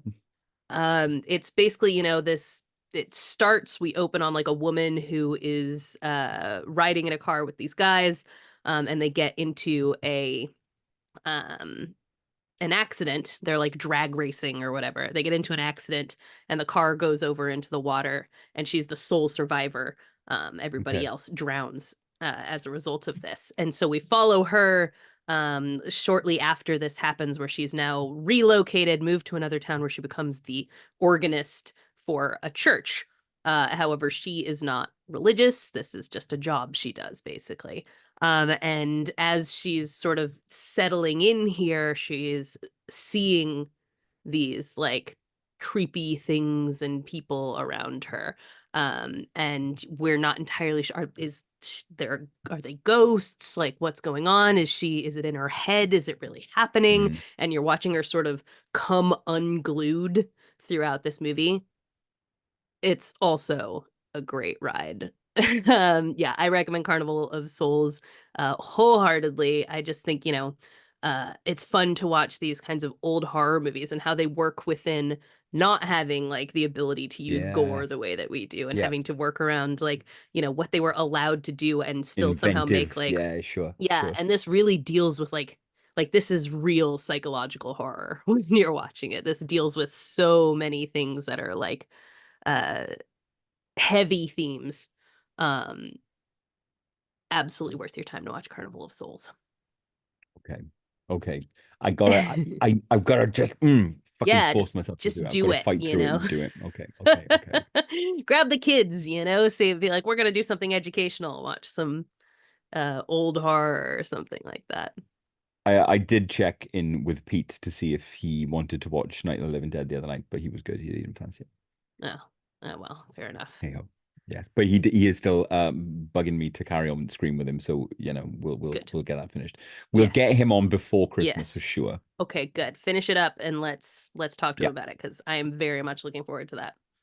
Yes. Mark, let's Man, I talk had a about your really thing. wait, just on that, just while I Oh, mentioned yeah, Pete, go ahead.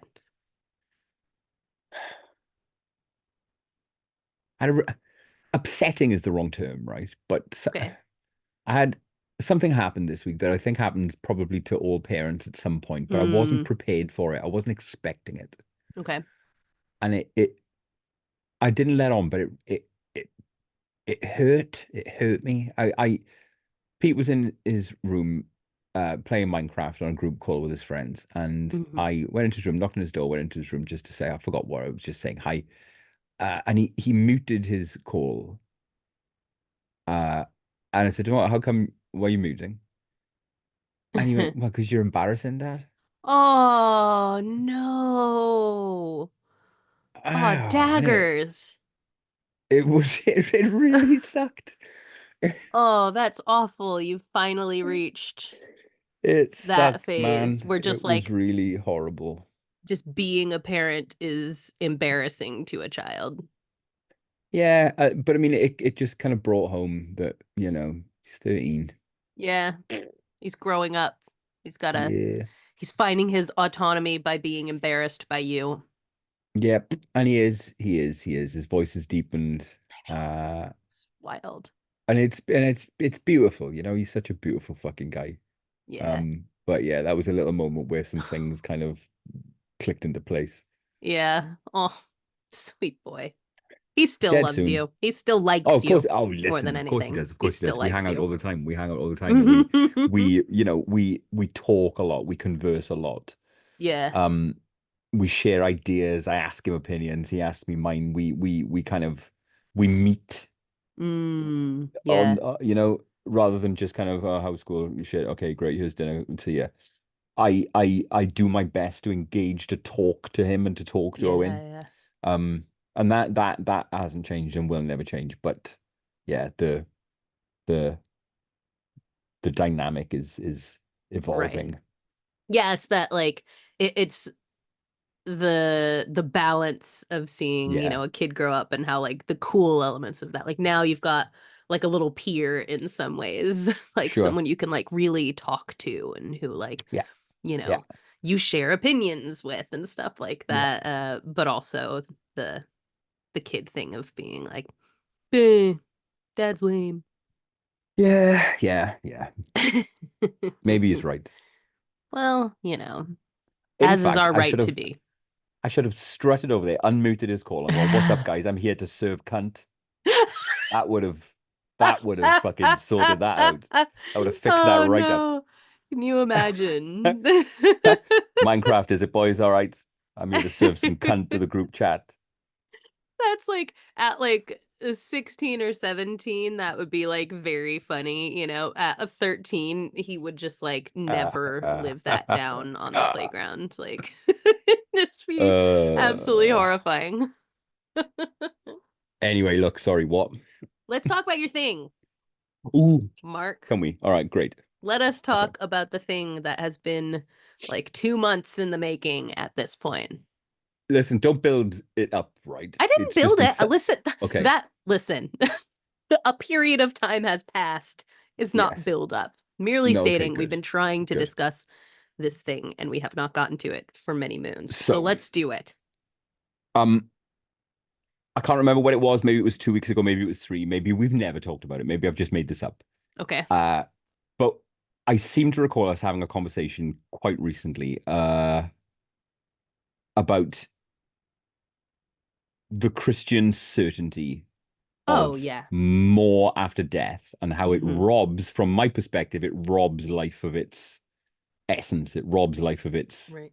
magic, Mm-hmm. right? If this is just a waiting room for whatever's next, then why the fuck? That you've Where's? just unintentionally quoted a Christian song by Are LaRue. you kidding me? This is just a waiting room and we're See, waiting no, it on isn't. your This is it. This is love. it. This is Yeah. the fucking. This is it. This is all of it. But that said, right? That said, there's a mystery that I can't quite resolve, right? Yeah. And that is that is consciousness, right? Yes, yes. That is this ability, seemingly, that for all we, as far as we know, only we have, Right.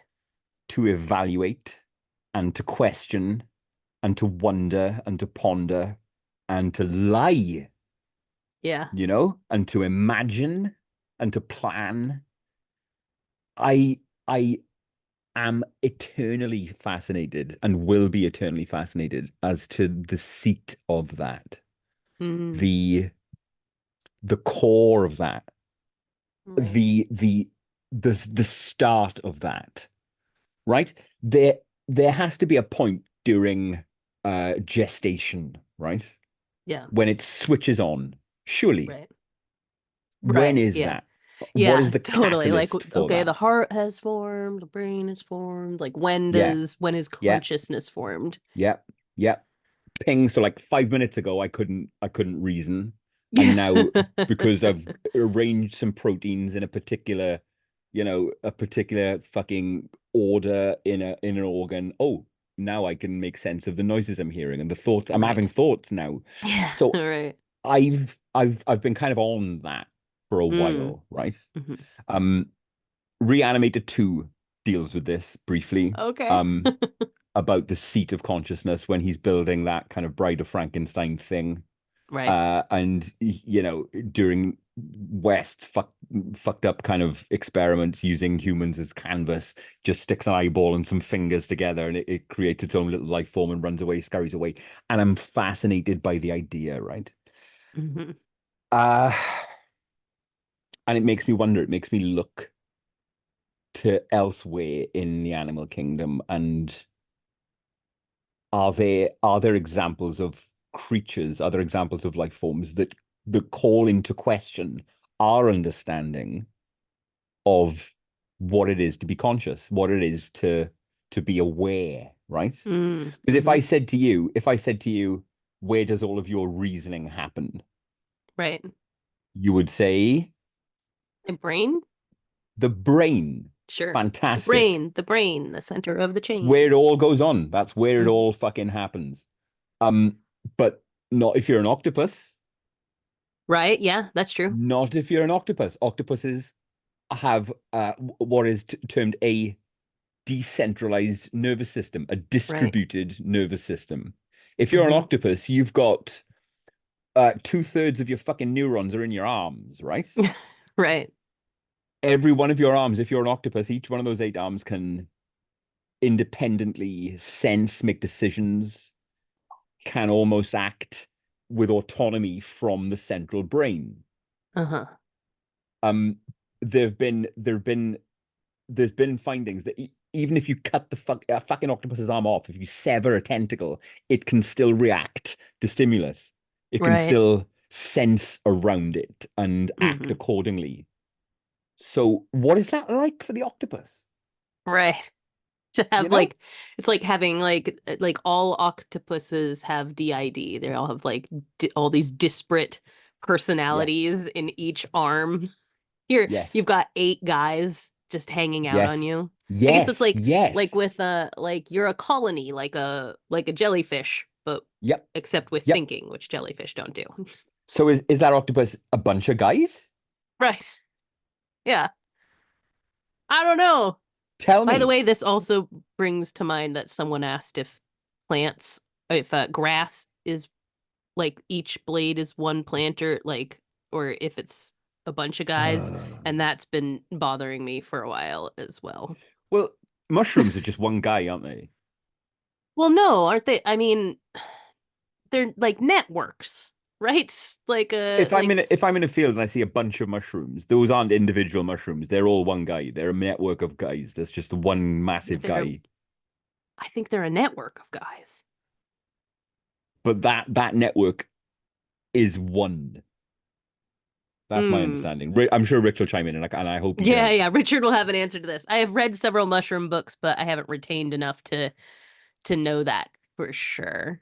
Like I Okay. don't think it's I mean that sounds more like a hive mind, right? Like where they're all one thing that's being controlled, and if you were to take Right. out the central thing, then the other ones would cease to do their thing, but I don't think that's the case with mushrooms. There's not like a mother shroom, I don't think. No. Well, no, exactly. That's what I'm talking about. When you see the kind of the flush of mushrooms growing in different parts of a field, they're all connected. They're all one guy. They're all the same dude. That's my understanding. I Maybe I'm I wrong. don't know. Yeah, I think it's a network.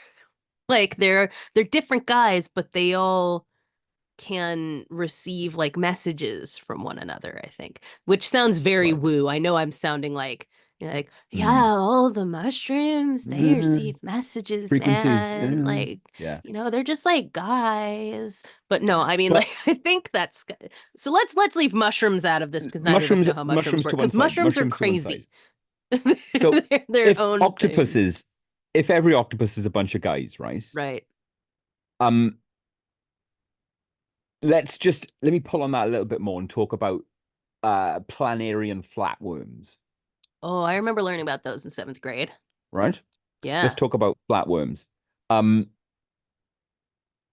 there are studies. There's a guy, James McConnell, right, in the 60s. He conducted an experiment where he trained flatworms, planarian flatworms, to respond to light. Okay. Yeah, I remember this. Yeah. Now, this isn't the one where you powder them up and feed them to one another. This isn't that one. Sure. Yeah.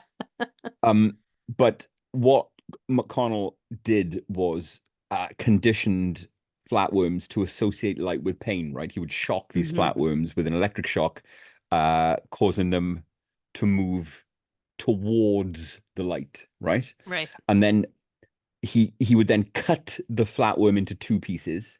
Hmm. One side had the brain, one side was just a tail without the brain. Right.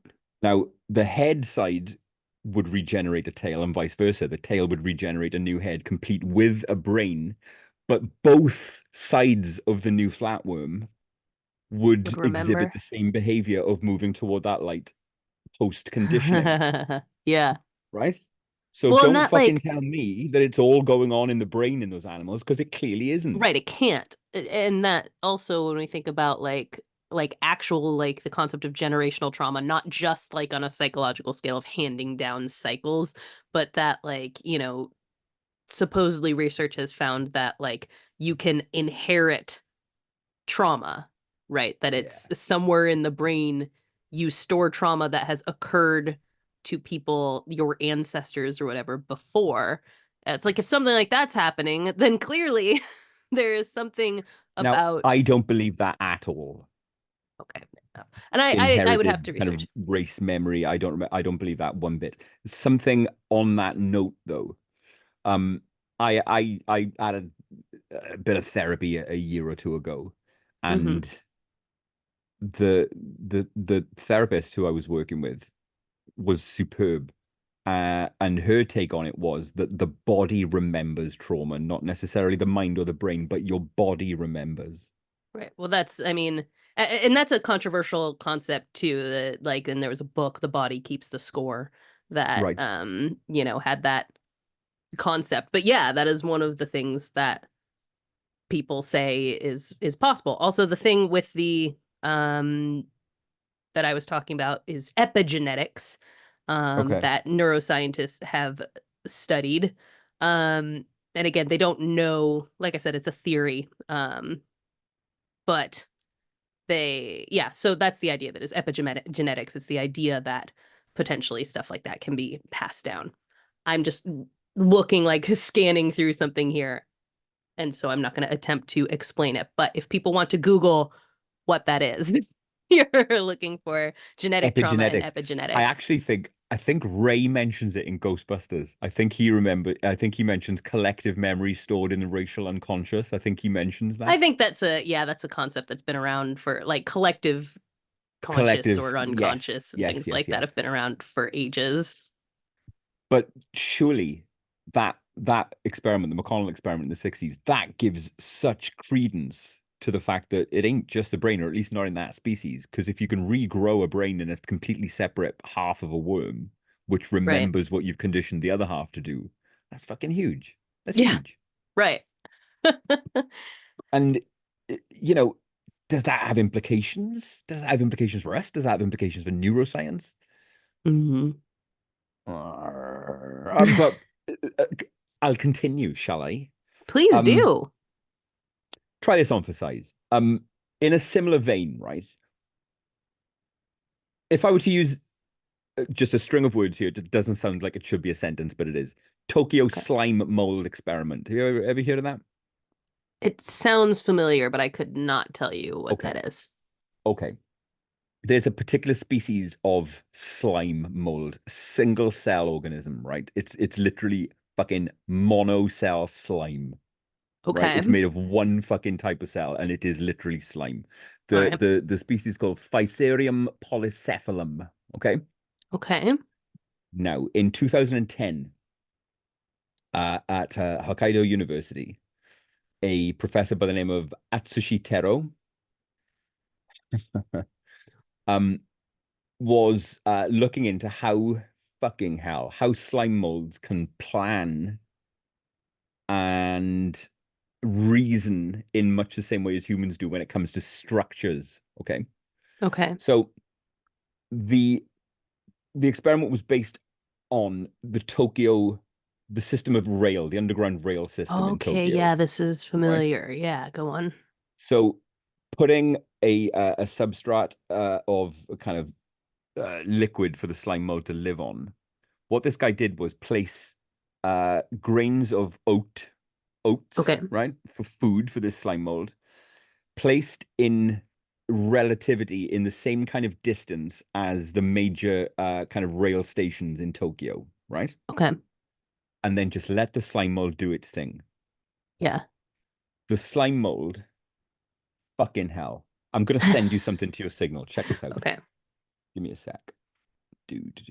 Here we go. Here we go. Here we go.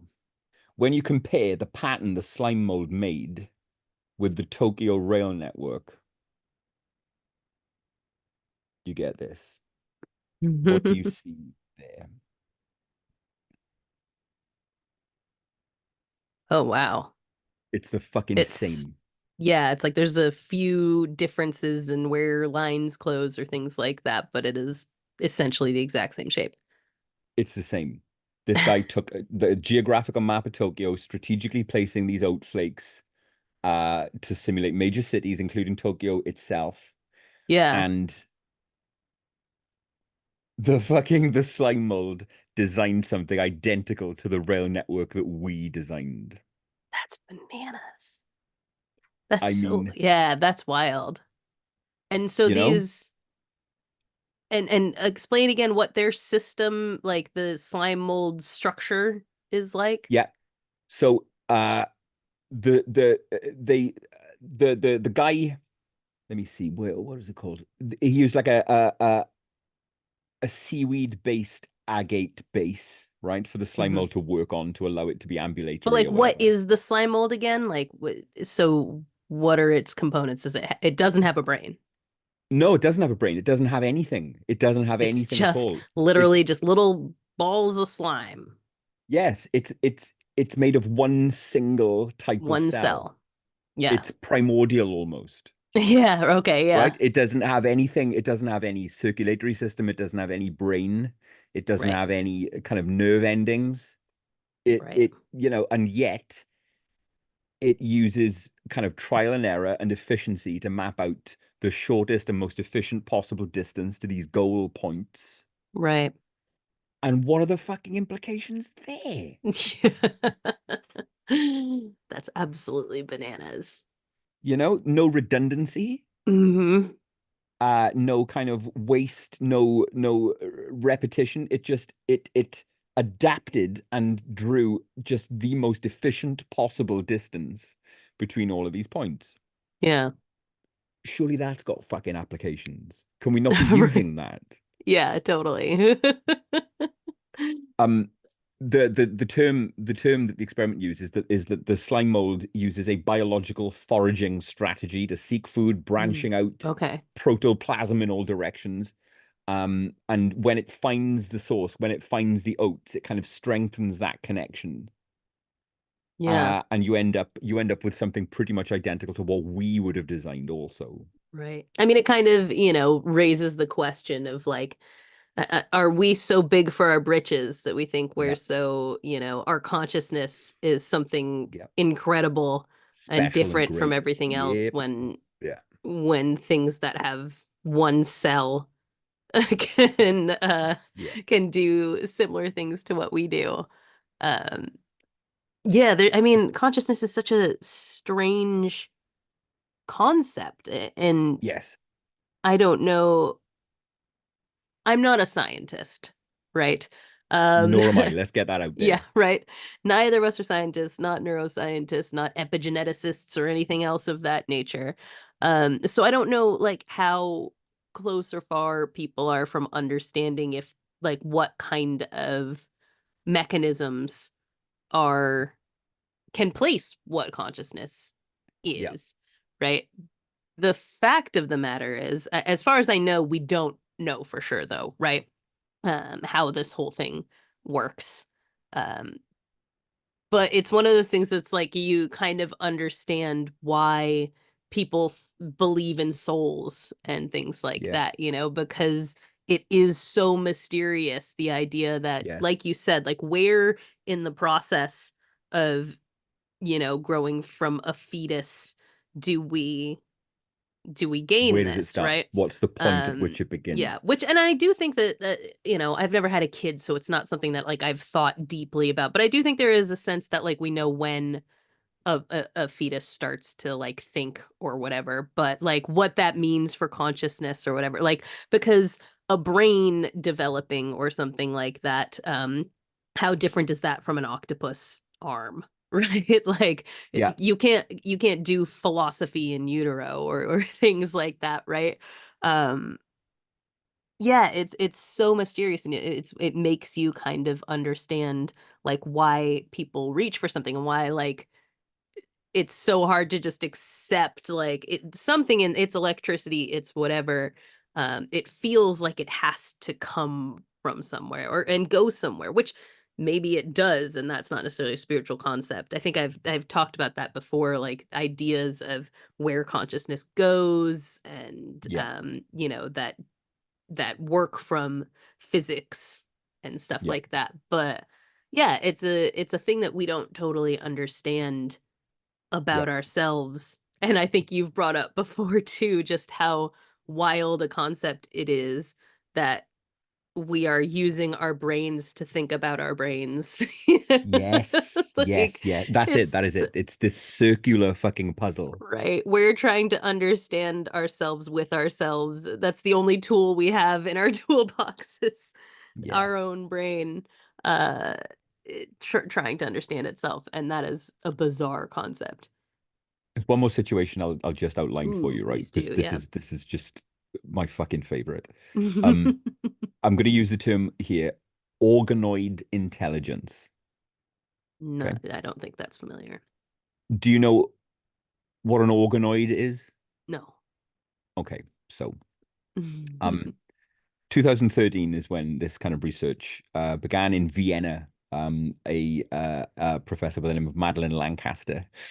Yeah. An organoid is a kind of a culture which is grown from a pluripotent stem cell, right? So this particular type of stem cells that has the potential to grow into any organ. Okay. Are you with me? Yeah, following. So stem cells up to a certain point before the DNA fires and tells them what to grow into, they They are have the potential to be multi-potential. They can anything else. Okay. exactly. Now, what Lancaster and her team did was cultivate brain organoids from these stem cells. Okay, Okay. not a brain, Right.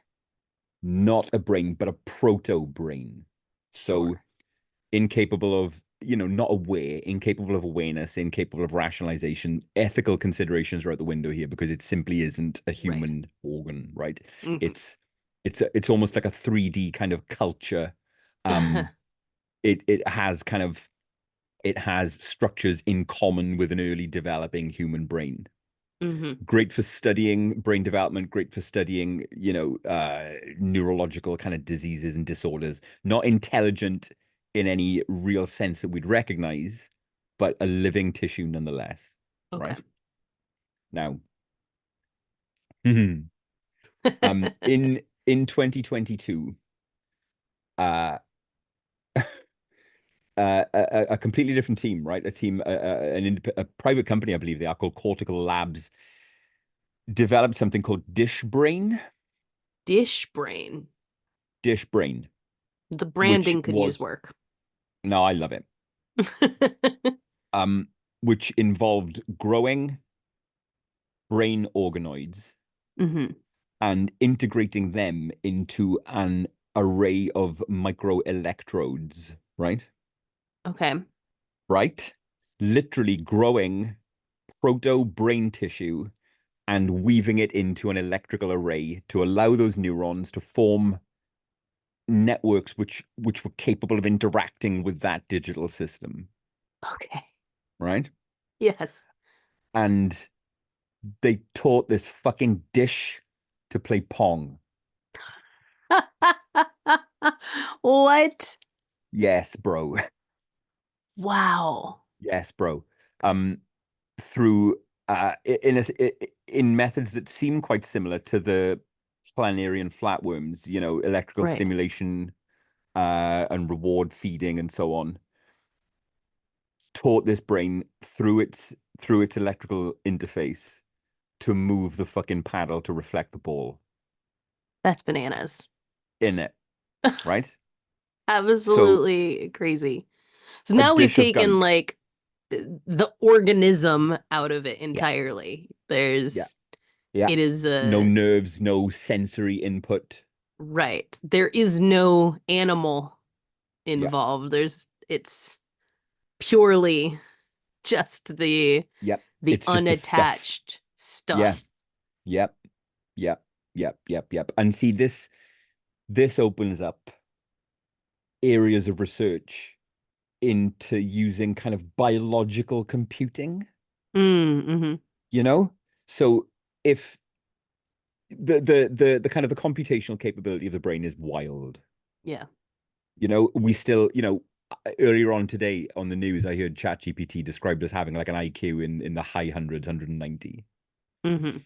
But ChatGPT and generative AI burns resources, as we know. It is a Right. fucking Yes. absolute ecological nightmare for this planet. Yeah. So what if we could fucking grow our computers instead. Right. Yeah, totally. Yeah, do you see what I'm Interesting. fucking saying? Renewable computing. Yes. Why Mm, can't we? Who who the fuck is going to say no to fucking organoid farms instead of server farms, brain right. farms, mate? It's a great like sci-fi horror image, but also is such a yeah, I mean, if But that were listen, possible. I would even push back on it being sci-fi, right? Because Dish Brain demonstrated what can we call it? Plasticity, Mm-hmm. Right. right? The ability to recognize connections, improve its Right. performance over time, iterate its Mm-hmm. performance, improve what it's doing. That that feels like a foundation of something quite seismic. Yeah. Yeah. Big time. That's a paradigm shift, is what that is. Yeah. I've seen it referred to as hybrid biocomputing. Mm. If you can cultivate the matter that we carry around in our heads that does our thinking for us. Oh, hello. Say goodbye to God, mate. Say goodbye to fucking the Right. little Yeah, baby Jesus seriously. at this point. Well, that's and when you said like who would argue with that, I'm like, well, I know exactly who would argue with that. Yes. Yeah, the same people who argue with stem cells generally Well, as a yeah. thing, probably Yeah. would have some issues with the Exxon playing Mobil would God. probably have a few things to say about it. Well, yeah, that's true as well. But Um, what a concept. Again, I it just keeps bringing me to the idea that, in our minds, we consider ourselves like this, we're the only ones who are capable of XYZ when it comes to consciousness. And then how yep. Just doesn't feel true. right, yeah, when you see these interesting ways in which uh that it can be replicated, Yep. whether in something that is a like you said, almost primordial, or whether it's something that we create in a lab or whatever the case may be. Yep. Um, yeah, I think that what you said just now about like, well, there goes God, like honestly, like that's the thing is one of the ways in which we tell ourselves that God exists is because like, well, we couldn't do this. Exactly. Exactly. We're the What if we special ones. can? Bullshit. Yeah. Bullshit. What if we absolutely can do that? And I guess I would draw a line under this by saying uh, I'm certain you will have heard the refrain, that a life without God is a life without, a life without faith is a life without wonder and dreaming. If this is all there Right. is, this is all there is. Hmm. Fuck that. There is so much mystery left Yes, right? just It in this becomes way fucking in more this mysterious plane. when you take that out. Yes. Yes. When you fucking put God out of the equation and you Right. If start a to really look being at the didn't stuff. put your consciousness Yeah. into you, where the fuck did that come from? And now we have a lot Yeah. more questions and wonder and all of that stuff Yep. in the world.